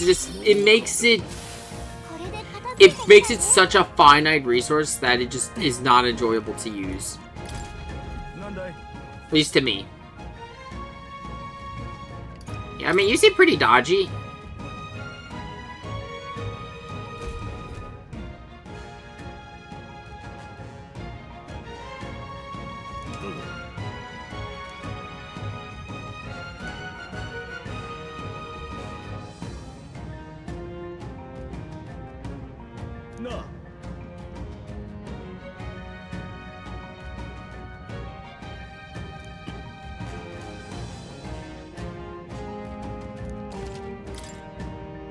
You just sell medicine, and I've got one revival.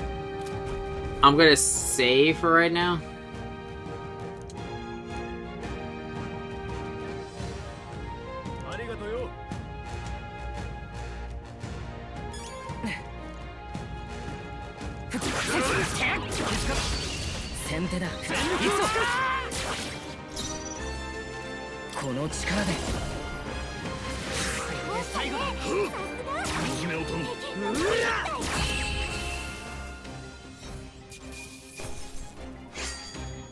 There you go.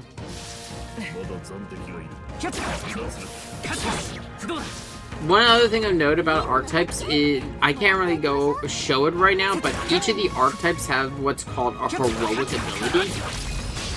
The heroic ability is something unique to the archetype.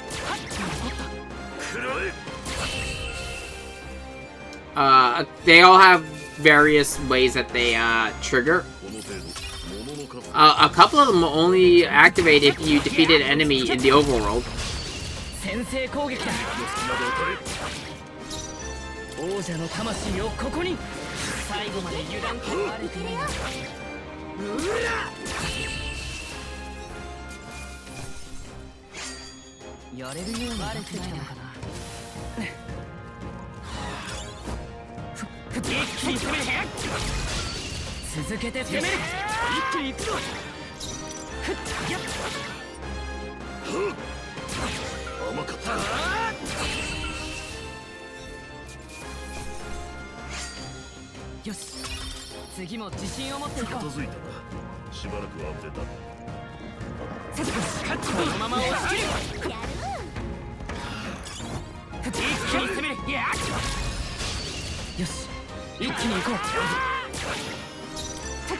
And as another thing though is, as you fight with the allies, you notice that, oh fuck, we rolled low.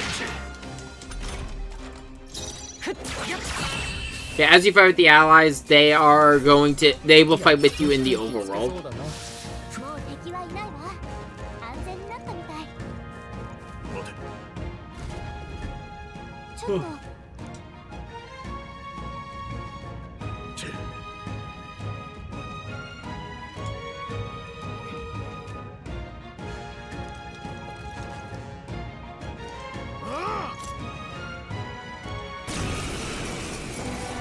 Yep.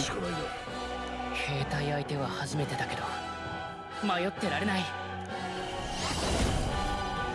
突き上げろ。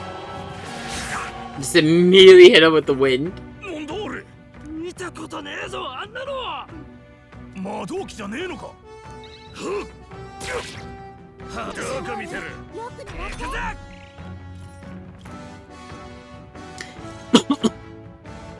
Ah.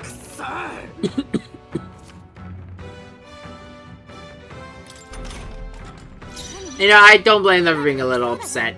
Or a little on guard after, well, that. And they will cast Mage Fire. Fire is a weakness of Seeker, so you gotta be careful.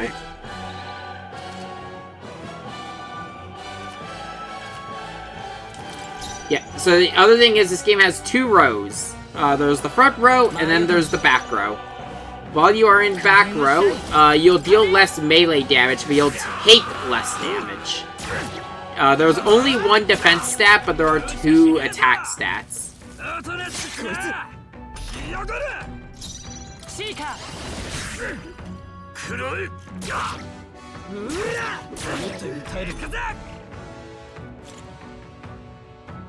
Yeah, it doesn't matter.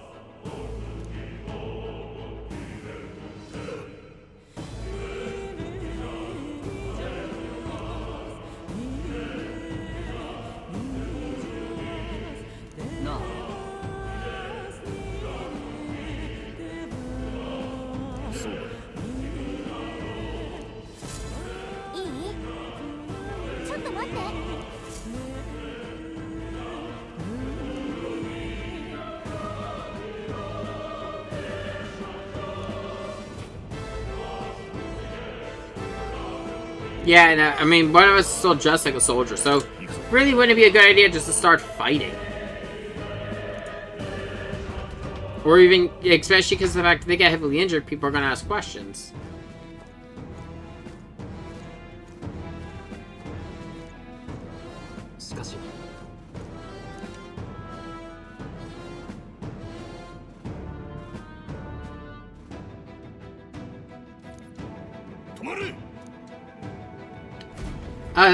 Hey, those don't look like miners.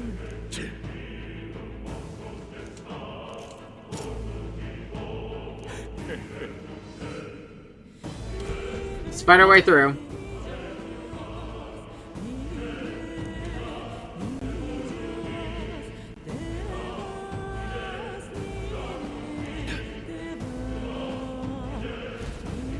So they wanted us to be dead.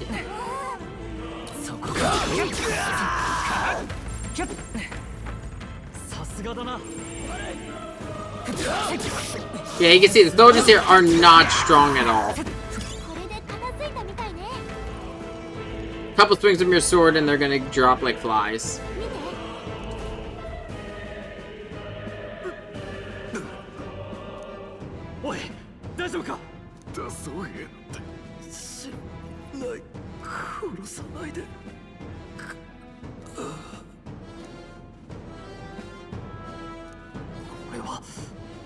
どういうことなんだ。俺たちを煽ってるんだろう。早く出てこなければ犠牲者が増えるぞとな。俺たちの製造を知っていて追ってまでよこせるやつとなるとやはりとにかく先に He's figured it out.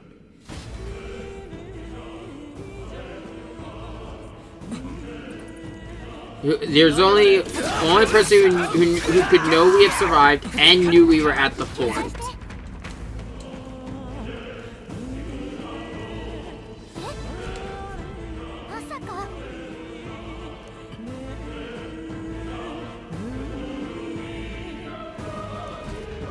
The only one who could know both.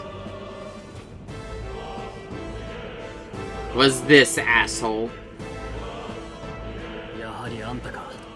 俺たち以外に生き残りなんて砦に行かなかったあんたしか考えられないからな。まさか3人も生き残り近くの兵たちまで倒すとはな。誰も生き残らない予定だったか。貴様、あそこに人間が現れると知っていたな。前から目撃情報は多かったからな。餌を増やして誘ったのさ。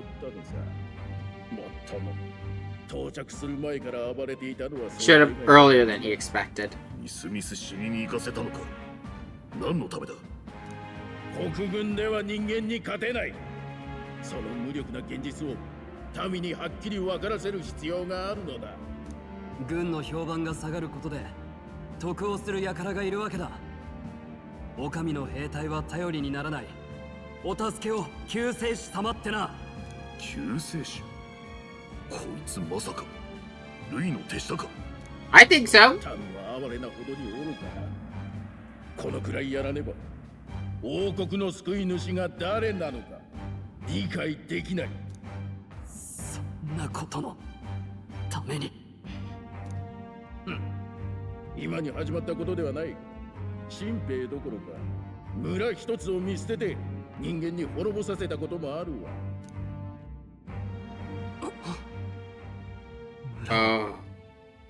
見捨てただと。まさかお前ら。7年前6月最初の火の曜日、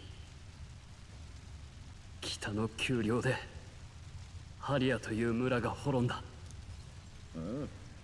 ああ、そんな名前だったかもしれんな。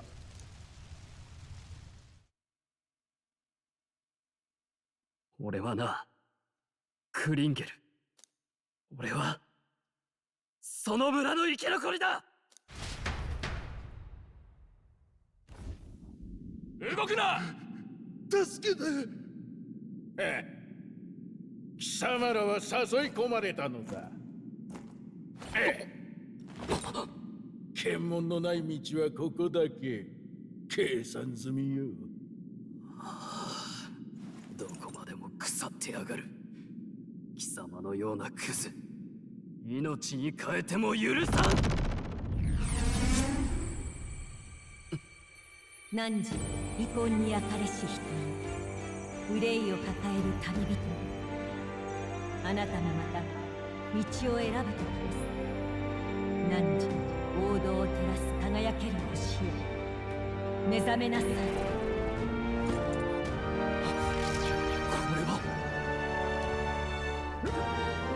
なんだ。おのれ、上様に見捨てられればもはや行き場はない。こんなところでしくじるわけにはいかんのだ。貴様らに現実を叩き込んでやる。現実だと。力ある者が義務を果たさず、罪なき者が死んでいく。そんなものが現実なら俺が全部壊してやる。うわ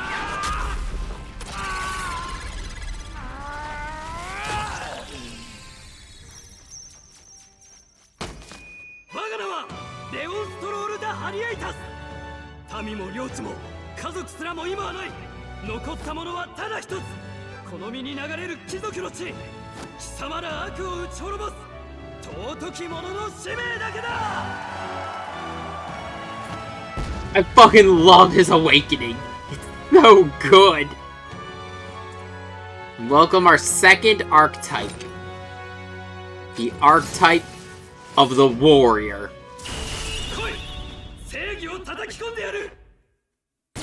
Like, fucker basically just screamed his name to the heavens and told reality to go fuck itself. And this also gives us the ability to command our party.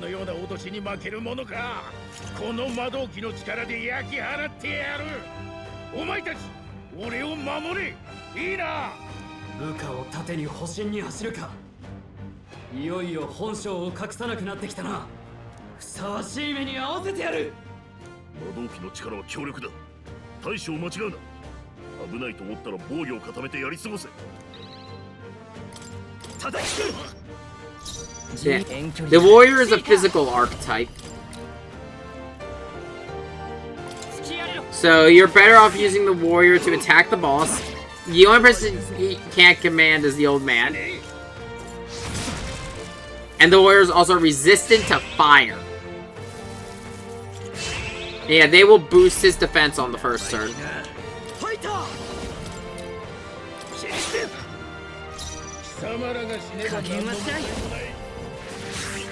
I'm gonna have myself and the protagonist and the old. Oh no! Fuck!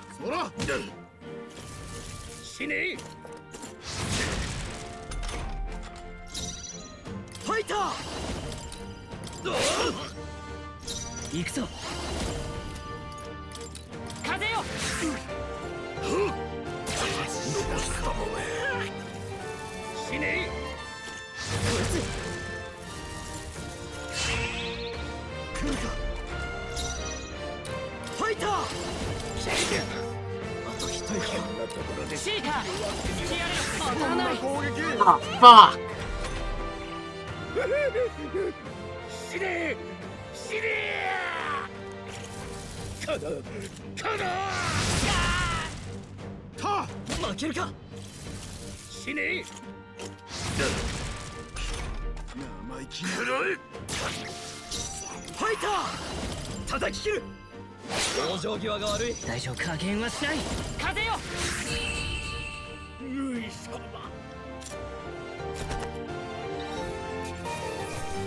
That he's been defeated. And we've leveled up. If you level up in the overworld, it will bank the point, and you could just spend them at any point now that we... Because with this, we also get access to the full menu.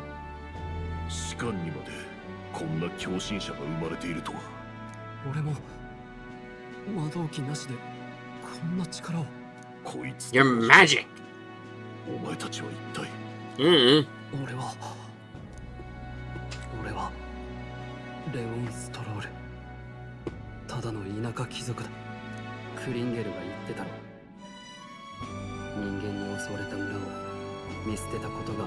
No, it's his home.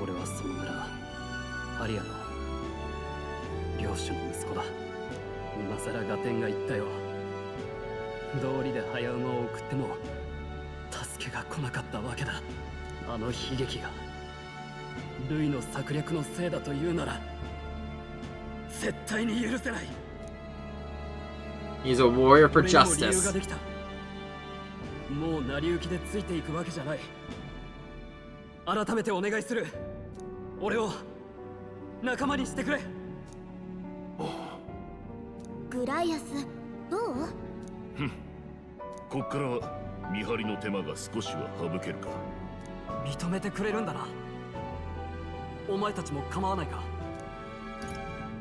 Brothers in arms.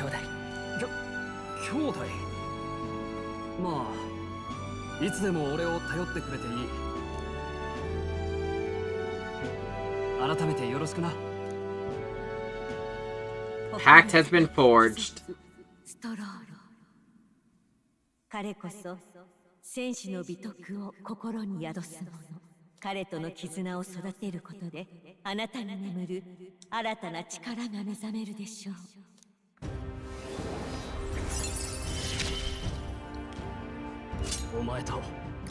Now we've gained the ability to study the warrior archetype. So as you can see, now that we're kind of getting more slots here filled in, each of these slots are related to an archetype. As we go through the game, we're going to unlock more archetypes. As you increase your bond level and hit certain requirements, new archetypes will become unlocked. あんたが目覚めた途端、なんでストロールも急に同じ力が使えるように？これって一体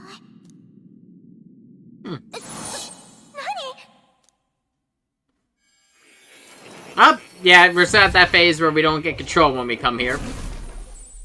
So, I mean, it takes a couple times of coming into these places.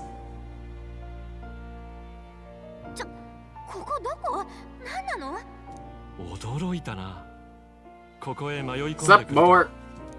妖精か。もはや滅んだと思っていたが、エルダの里ではまだ生きているのか。うわ、何その失礼な言い草。思っていたより早い再会になったね。まさか君以外にまで新たな目覚めが。これは奇跡か。仲間の彼が得た力、あれもアーキタイプの一つのようだ。アーキタイプを本来の魔法だと言ったこと覚えてるかい？ More or less. 大体は。例えば君はエルダ族だね。社会の鼻つまみ者。ひどい話だ。君の背負う定めだな。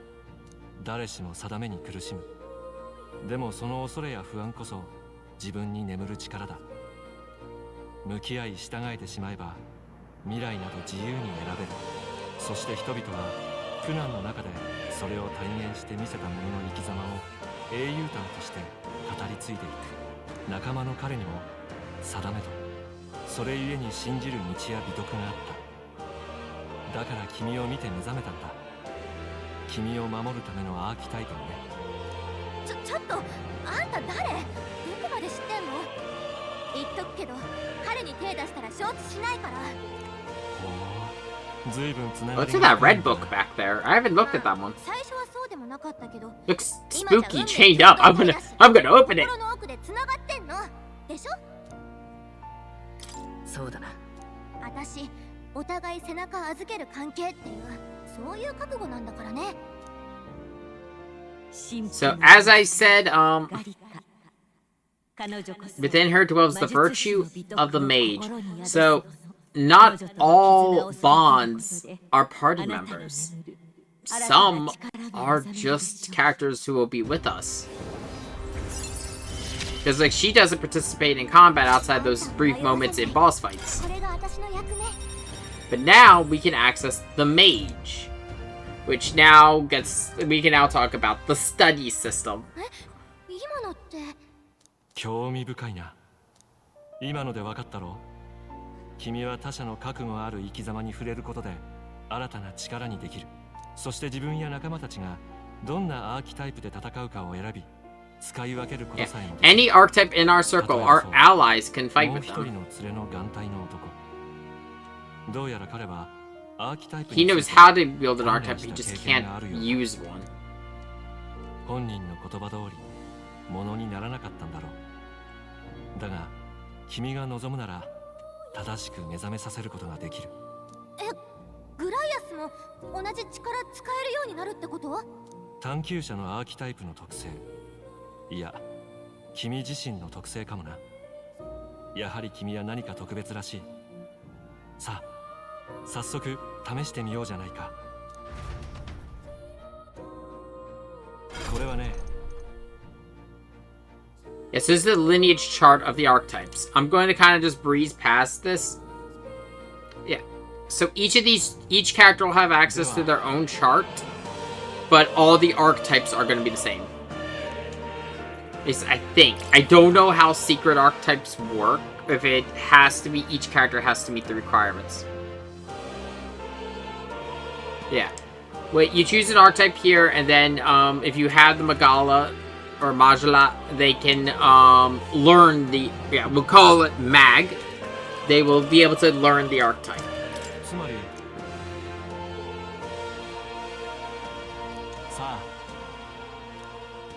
So we only have 3 archetypes for Grice. Give him the Seeker archetype.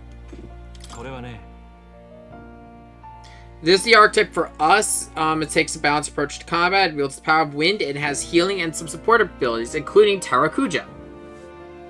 Yeah, compared to the more specialized archetypes, it's not as good. Like, it won't be as physically strong as Warrior, and it won't be as magically strong as the Mage. But it is the Jack of all trades, Master of none.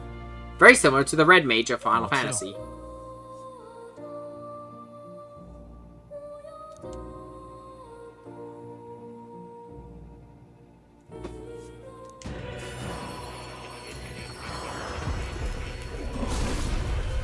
And with that,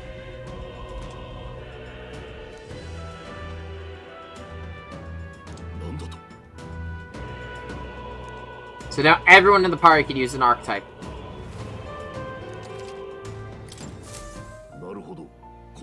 And it will automatically equip, because here's the thing, the weapons your characters use is determined by the archetype. So if we have both ourselves, so with both ourselves and him, both as seekers, we share a pool of weapons. So both of us are using longswords. But we're not going to be staying as a seeker. I am going to be switching over to the mage archetype. The reason is for that ability, Mage Recovery. Magic Recovery. So Magic Recovery, every time you defeat an enemy in the overworld, you recover MP. It's only 1. But you can imagine on the days where you're in a long, like the long story dungeons, this is the problem we have in Persona, because I couldn't regularly get SP items if I had to go deep into Tartarus, or as I was trying to do, like, you know, 1-day events. It became a slog because I ran out of SP. The same thing actually happens here, until you get Mage. Study Mage, have Mage, at all times just have it unlocked. The reason you want it unlocked is just so you can use the, recovery system. So we found some stuff for us to take on our journey. These are, if you have it, the anniversary outfits from Atlas. All of them are various outfits from across the franchises. We've got, quickly go over them. The touring ensemble is our default uniform. Saint Hermelin is Persona 1. Seven Sisters is Persona 2. Gekko-Khan is Persona 3. Yasogami is Persona 4. Shujin is Persona 5. Samurai is Shin Megami Tensei 4. Zoyan High School is Shin Megami Tensei 5. And the hero attire is, I have no fucking idea. I had the list. I knew its name, but now I'm just forgetting. I'm gonna bounce around between the outfits. Okay, I saw the book back here. What the Book of the Apocalypse.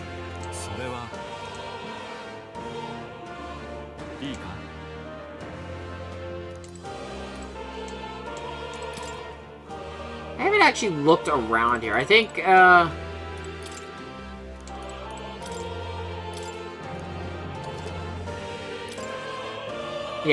So, yeah, you have all the, books here that can teach you, like, various things. So, you've got one on archetypes, the Seeker, the Mage, and the Warrior. So, the rest of these habits are probably about the other core archetypes. Oh, yeah, and you can see the symbols up there, so I'm guessing that'll let you know which one is which. Is that a gun? Research notes: Gunner, the Healer, Brawler, Faker, Merc... Faker?! I think you're the fake hedgehog around here.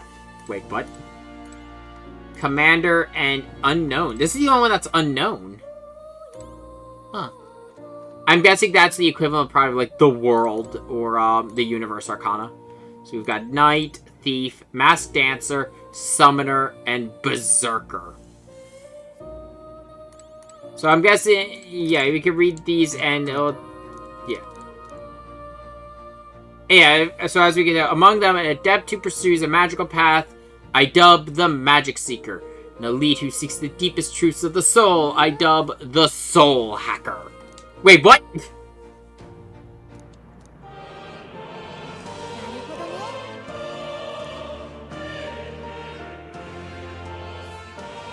What? The books down here are things about just the normal gameplay mechanics. It says Royal Magic.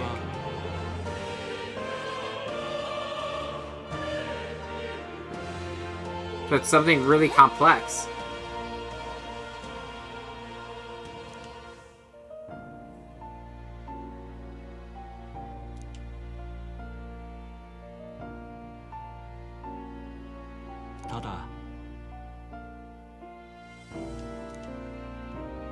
Hey, that looks familiar.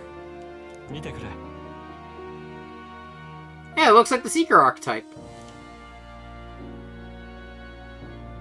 It says, What? What? What?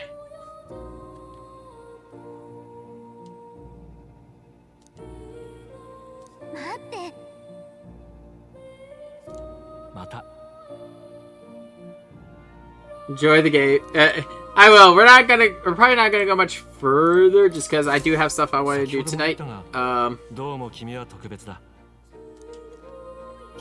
There isn't much left in this dungeon, so we're gonna clear it tonight. I think. それらを結集させる必要がある。なぜなら英雄とは孤立していては異端者に過ぎないからだ。多くを救うには多くの人の多くの力とつながらなければならない。Save the many must learn to fight with the power of many. 人々のために多様な英雄の力を目覚めさせた者だけが真の意味で未来を選べる王者となるだろう。今後は君が自らの意志で僕を訪ねてくるといい。例の僕の本を開いてここの景色を強く思い浮かべることだ。僕はいつだって君。I will meet you again more. Don't worry, we'll be meeting him again. どうしたんだ二人とも。突然ぼーっとして。ぼーっと？私たちってずっとここにいた？実は俺も何やら妙な感じだ。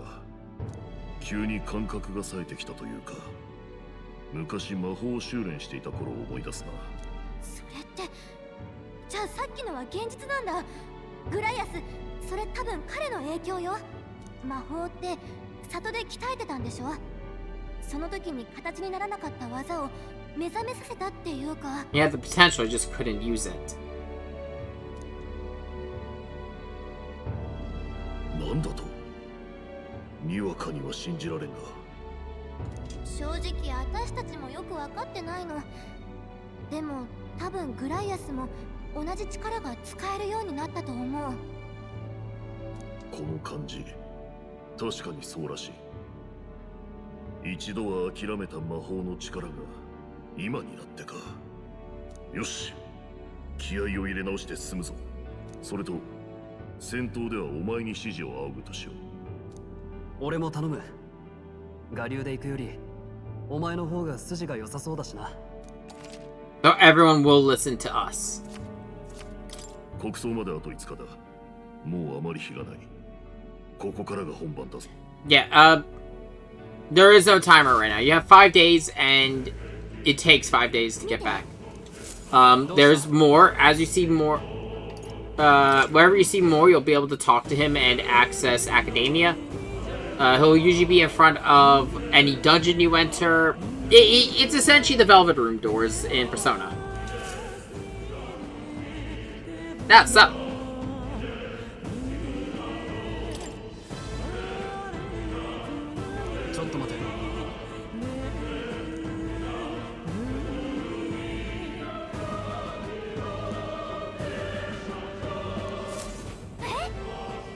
Did none of us double tap?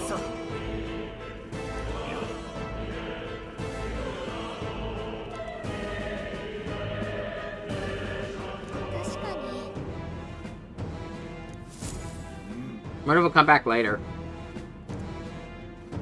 Or maybe it'll be connected to one of the social links. Or bonds. I'll use a couple of the terms interchangeably just because, well, I played a lot of the other games. I'm gonna turn on my network feature so we can show this. So these are the travelers' voices. These are the other people who have cleared this dungeon.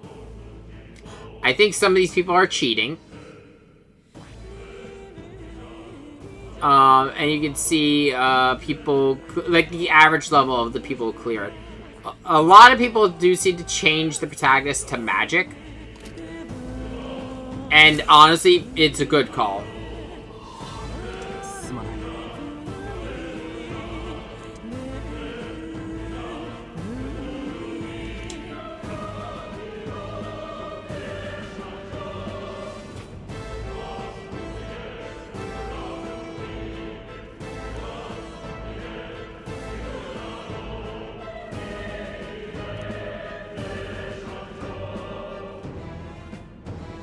The slimes!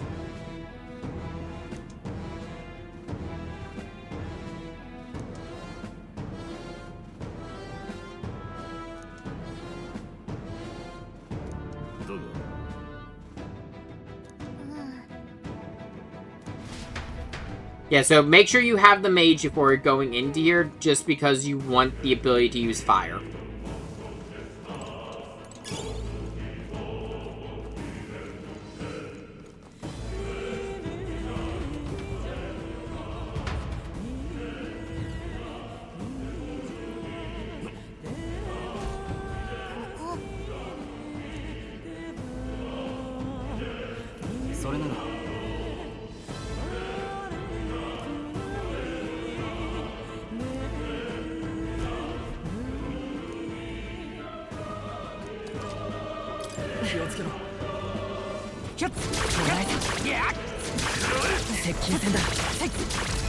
So, as you use different weapons, the different classes, or different archetypes, your weapons will change.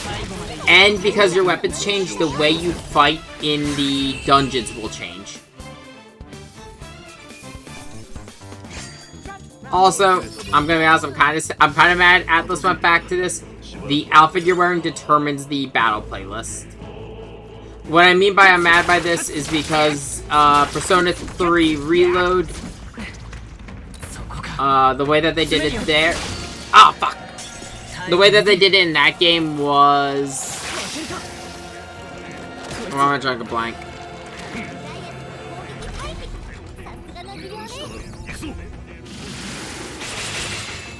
I'm sad that he did Phantom Dance, but I'm gonna escape just so I can get the early attack bonus.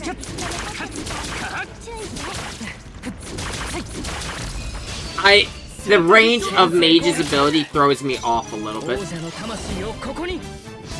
Also, Fire's been renamed to Bach, and I don't know why.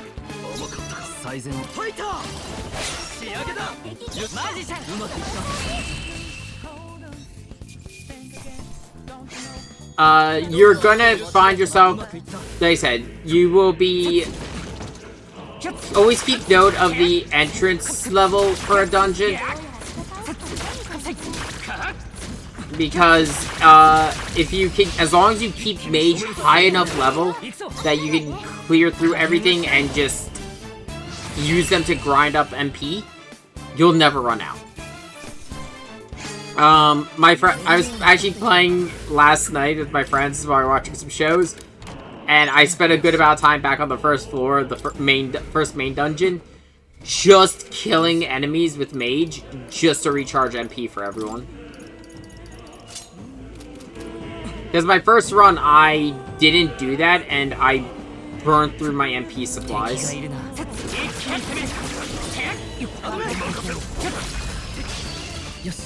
Okay, do not use fire on this enemy because it is a fire serpent. It is, I believe, blocks fire.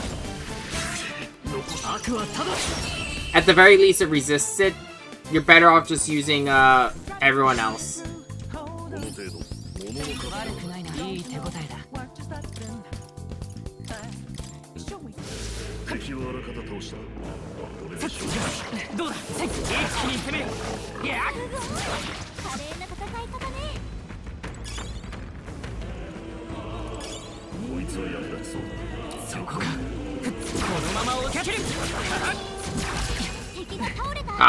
I dipped too early.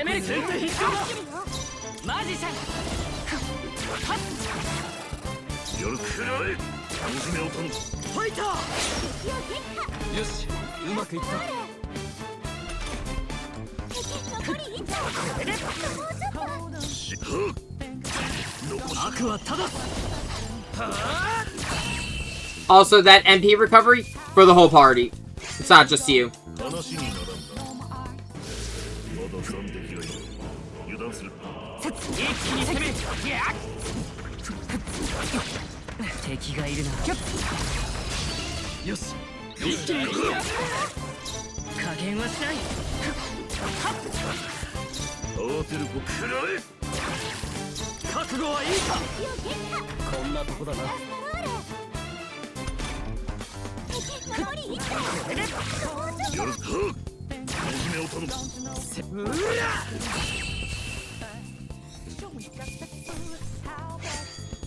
いつもこういきたいもんだ。どうする？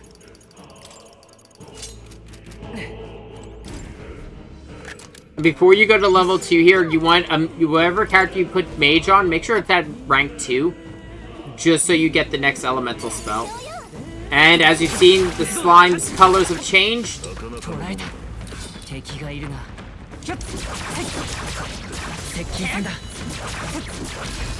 So the slimes are now able to be killed instantly.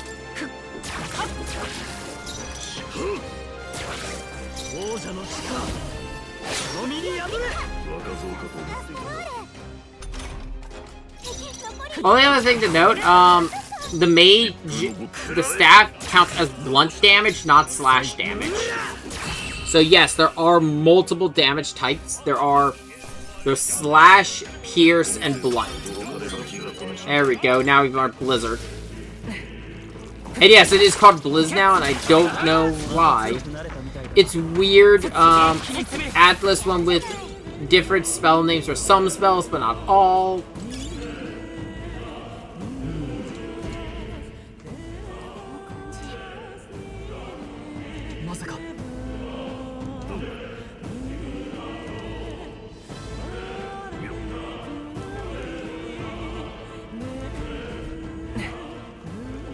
Yes, there are some areas where you'll be able to squeeze through.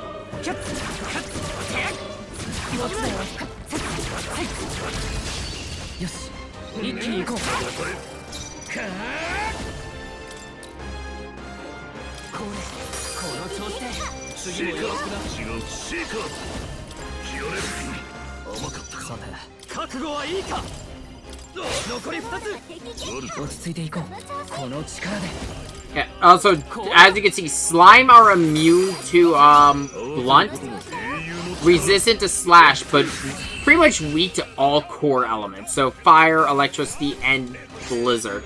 I believe they're weak to electricity, actually. I've never tested it.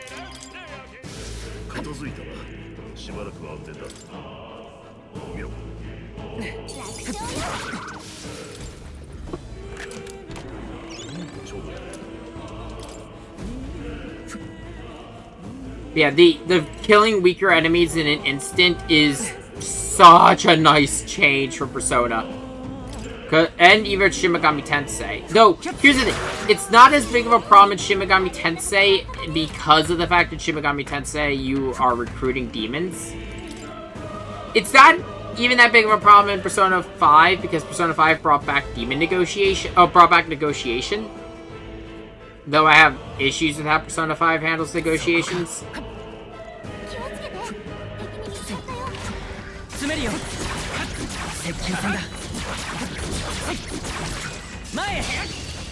Yep. This is why you want Blizzard.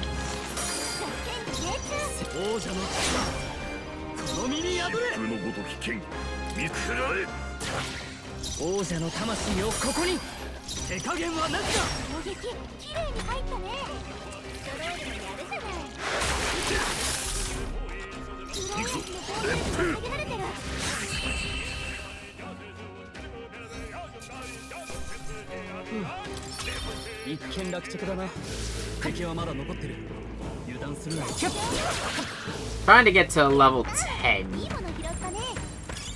Or at the very least, I think level 8.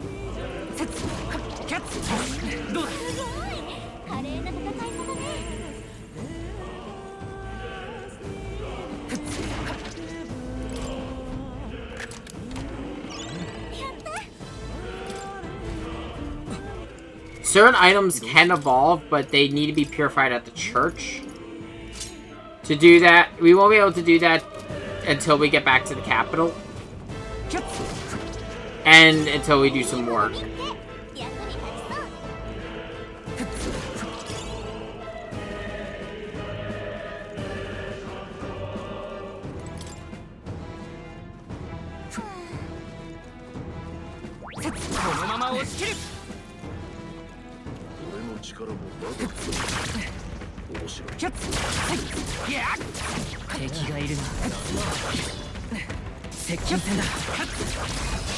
The one other thing to note, enemies do respawn, but only certain ones.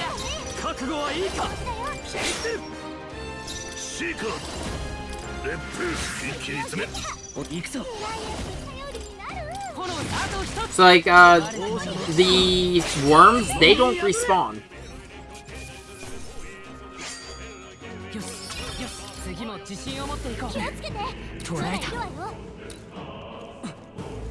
I don't know what is how like what needs the game to determine what does respawn and what doesn't. But it's just something of note.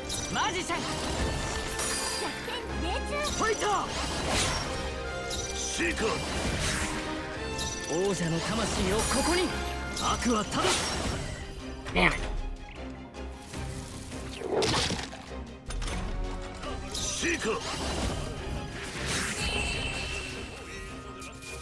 So I might be able to beat it in one turn.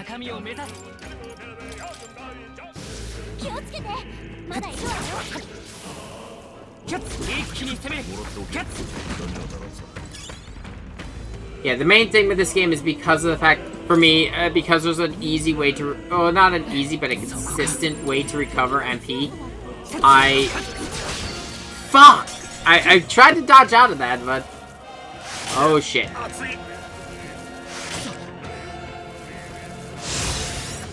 Oh, this is gonna be bad. Did two people get burned? Fuck. Talk about the burn aspect. If someone gets damaged while they have the burn effect, they take extra damage.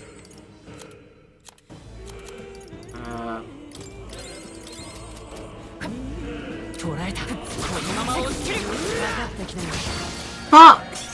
That's the only thing of note with the mage. It is really easy to get caught in combo attacks.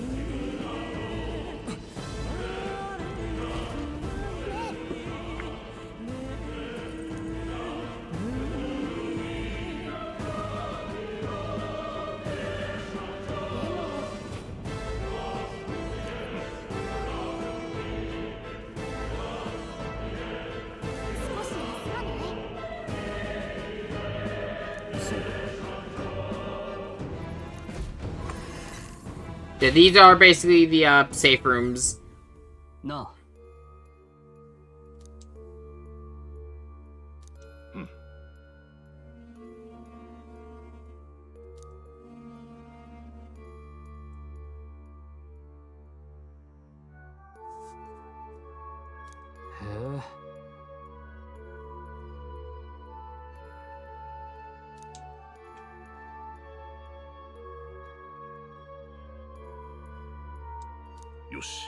Yeah, so because the area is flooded with magma, she's able to tell where there's a hollow.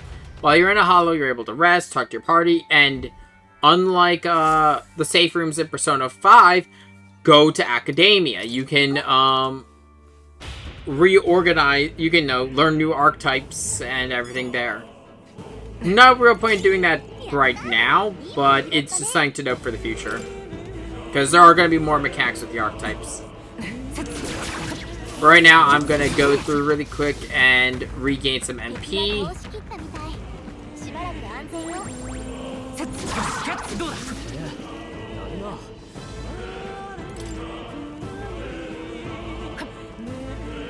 I'd like to be able to kill everything in this dungeon with just my normal attacks before I go to the next room.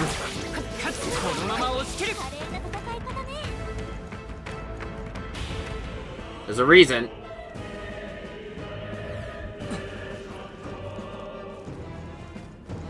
I'm just gonna keep refreshing this room because of the fact that there's a lot of stuff, a lot of groups I can kill for chunks of MP.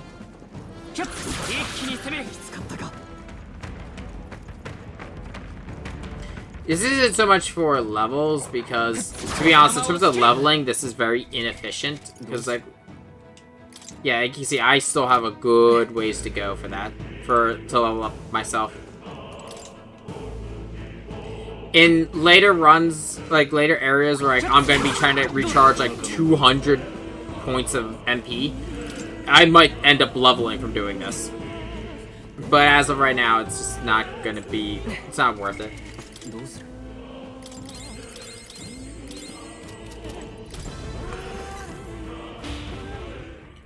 Let's quickly save because I'm about to do something stupid.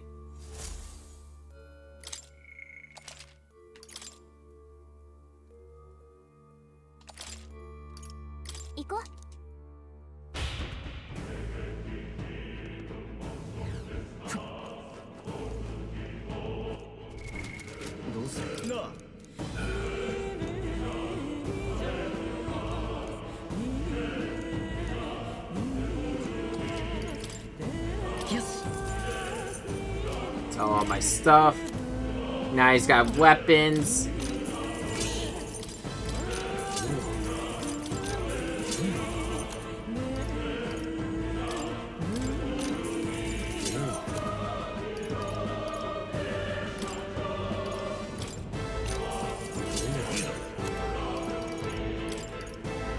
Buy the ice chunks, you're gonna need them.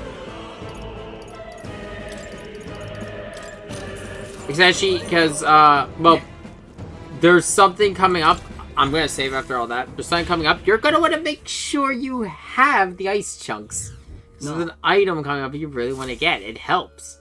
And I don't think you could come back here.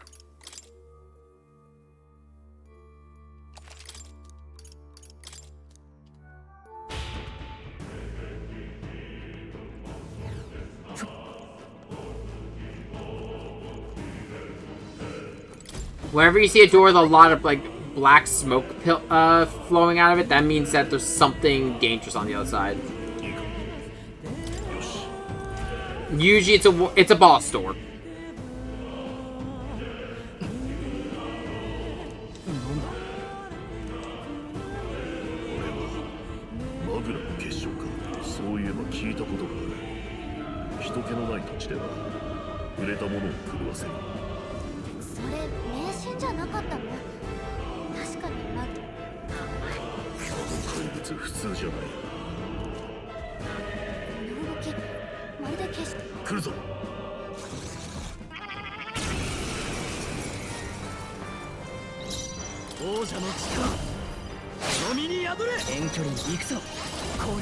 Be careful, this enemy can use fire magic.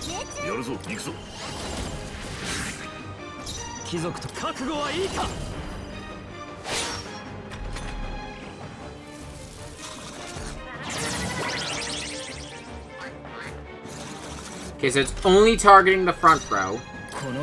So we can attack because we're in the back row. Everyone else is gonna guard. I'm gonna hit it against another blizzard.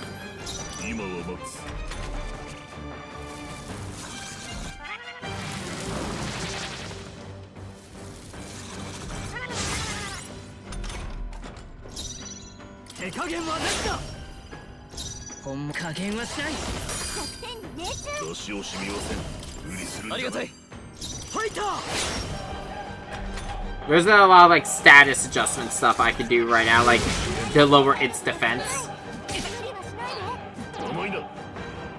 That will be something we're gonna have to start doing later, but you know, I need to actually get the abilities to do that. 使えるというなら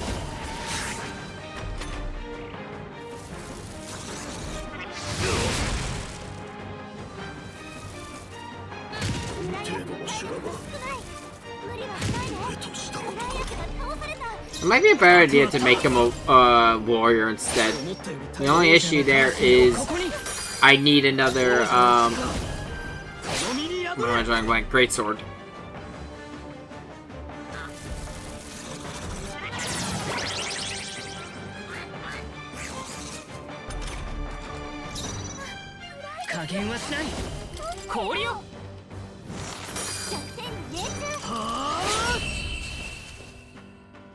If a character is down when the fight ends, they still get experience.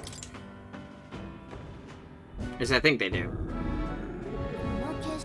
まがまがしさに怪物も引き寄せられていたのかも。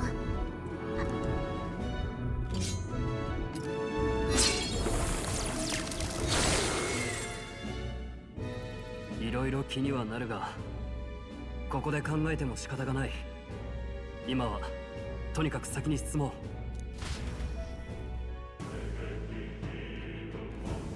う。まさかどうする？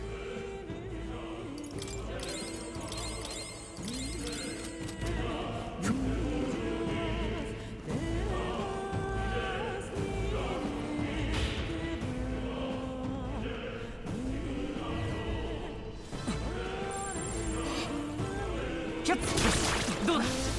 このまま押し切る。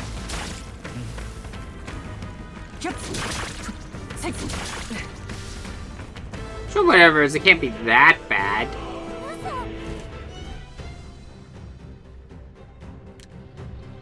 Yep, that's a dragon.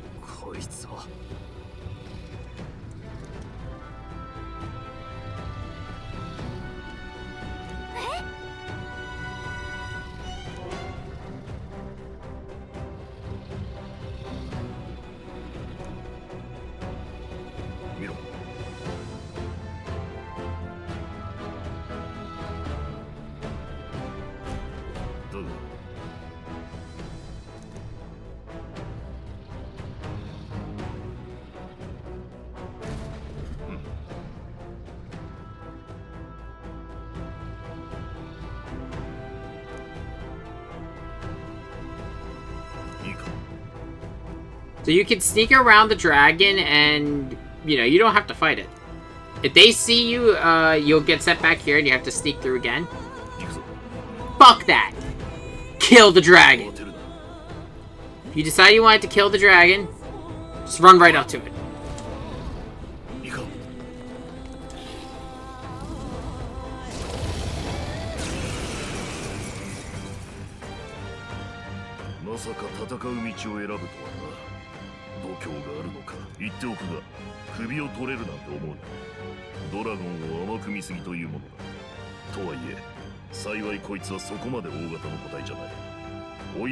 Yeah, we can't kill it, but we can drive it off.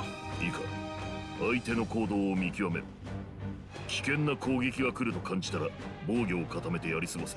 こんな場所で命を捨てるなよ。行くぞひよっこども。距離を取るぞ。前に出るぞ。覚悟はいいか。間合いを取る。マジシャン。 It's weak to ice. That's why I said to buy the ice items. The ice chunk. It doesn't deal bonus damage, but it does buy us more. It does give us some extra turns.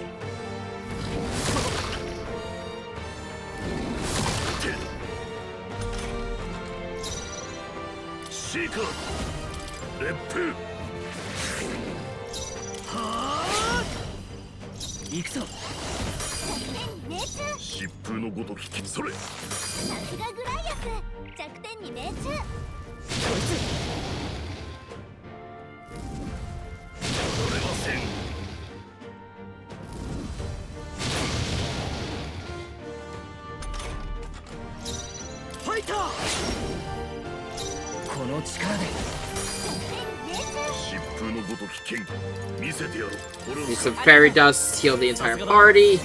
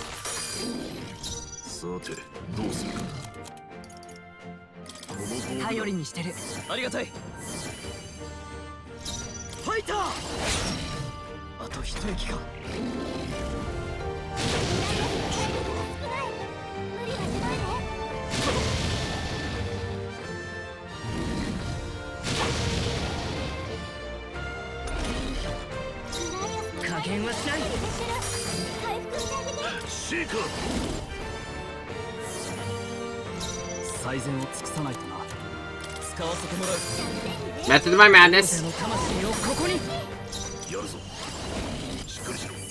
Because that way I can get a full loop with all of my characters and hit it twice. I mean, and be able to heal twice. As long as it doesn't cast another fire. Ooh, it really does not like guidance.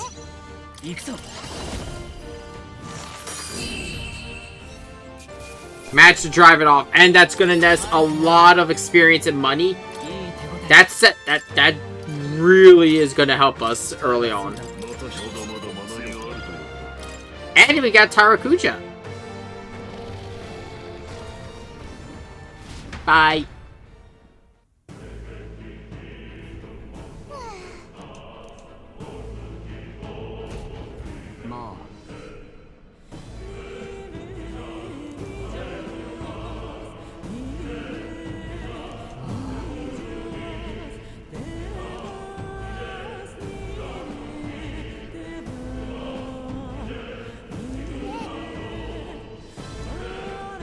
If that treasure chest is what we want.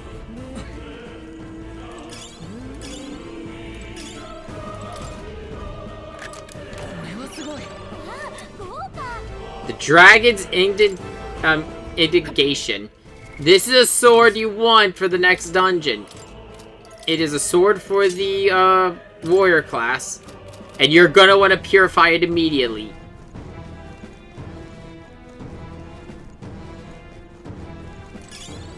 Mind you, to purify, we need to get out of here and back to the capital.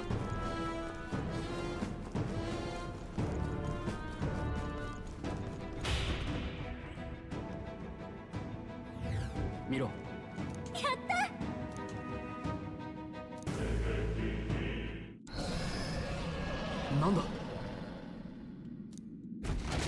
I think the dragon's pissed.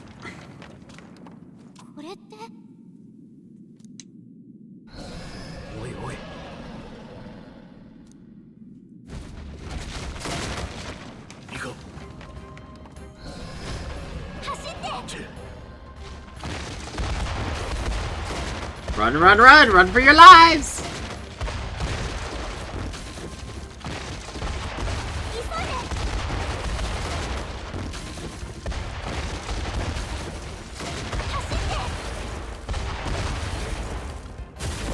Hit it without hitting anything.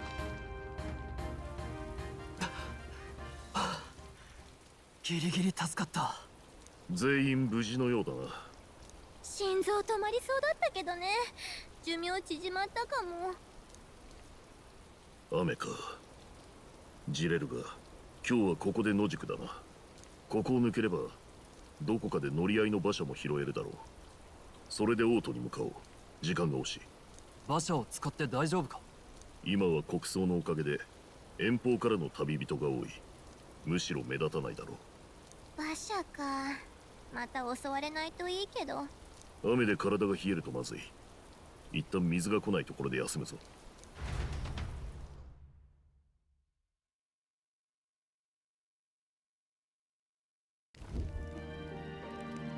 あったかい。生き返る。凍えずに済んだな。こうしてると子供の頃を思い出す。あの頃は野山で夜明かしなんて恥だと思っていた。 And you've now done it twice. 貧乏貴族でな。両親は金の工面で周りに頭を下げてばかり。正直軽蔑していた。貴族の証は格式ある暮らしをすること。あの頃はそう思い込んでいたからな。 What's your opinion now? 7年前の春だ。村が謎の怪物に襲われた。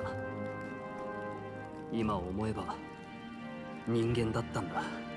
燃え盛る村で俺は使用人と一緒に逃がされて、避難した先で両親が来るのを待っていた。だがそれが根性の別れになった。軽蔑していた両親は逃げ遅れた者を守るために最後まで残って応戦していたんだ。それは立派だ。天地がひっくり返ったよ。初めて分かった。あれこそ貴族だってな。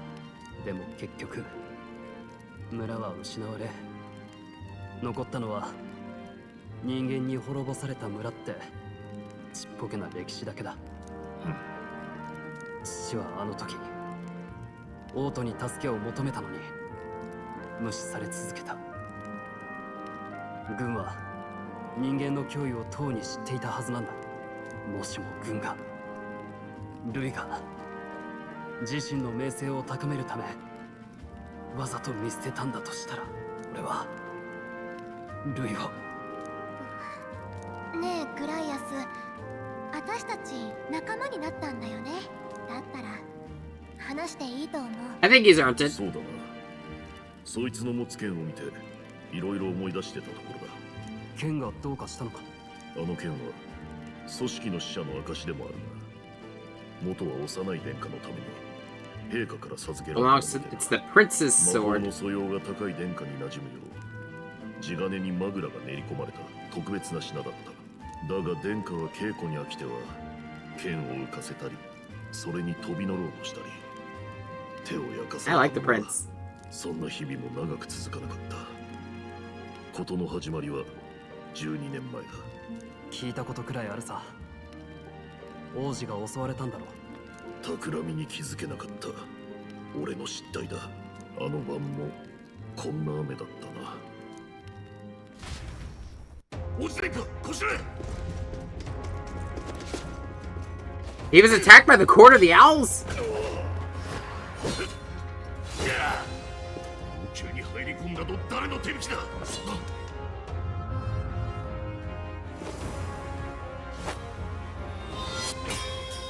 It's that red-haired elf again. Shorter hair, but it's her. 遅い。この世挑戦を飾りで。なめるな。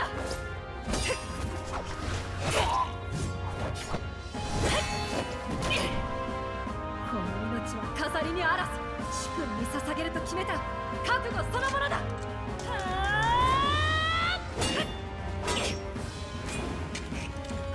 出た。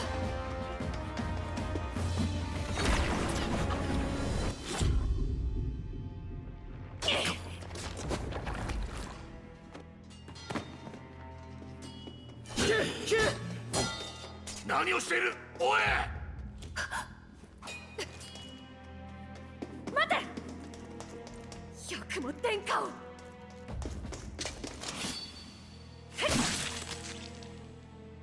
Shit, she got a good slash on him.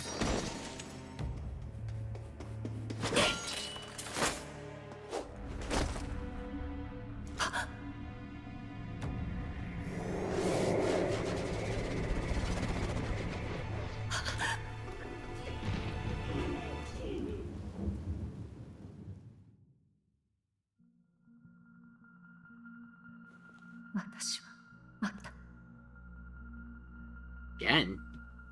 殿下、殿下。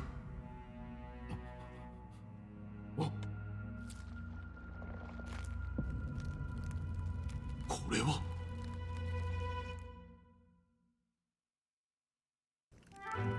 interesting that they didn't just kill the 王子殿下は prince. 一命を取り留めたが、受けた呪いは驚くほど複雑な魔法だった。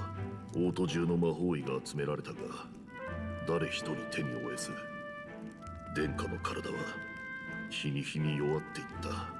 もはや術者本人に設計を吐かせない限り、解除は困難。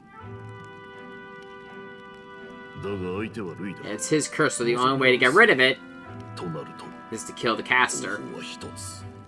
術者の死をもって術の持続を止めるしかない。なぜルイが犯人だと？見たのさ、この駅士の一人がな。当時ルイは今のお前たちよりもっと若くて大人の体格じゃなかった。見間違うはずがない。 Are you sure he was the caster? 救世主扱い。王家二代を手にかけた国賊がだ。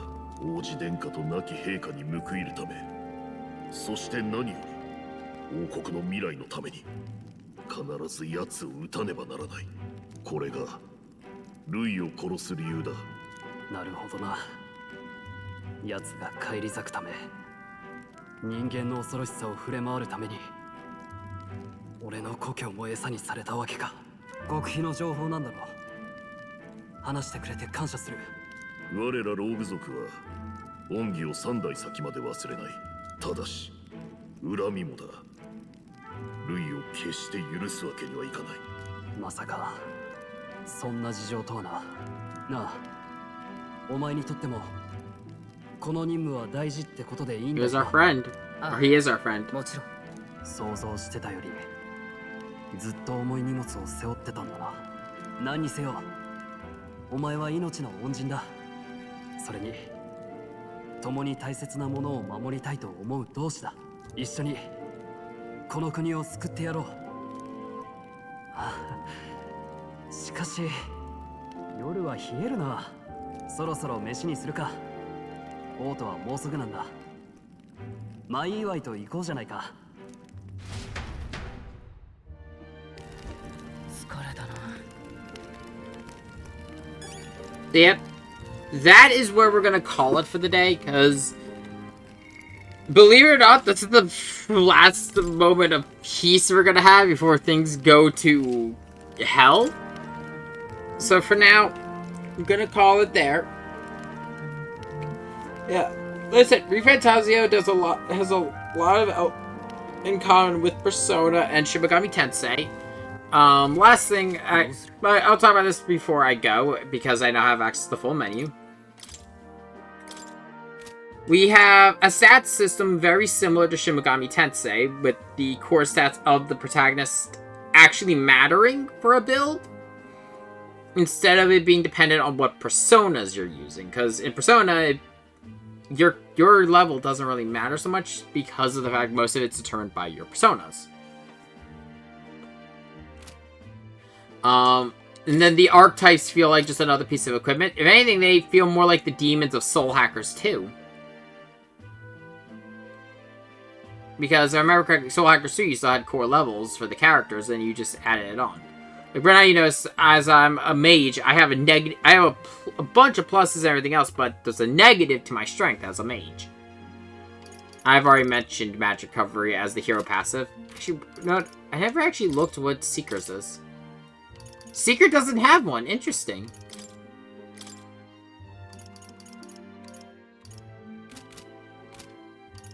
But, then we still do have a calendar system similar to Persona.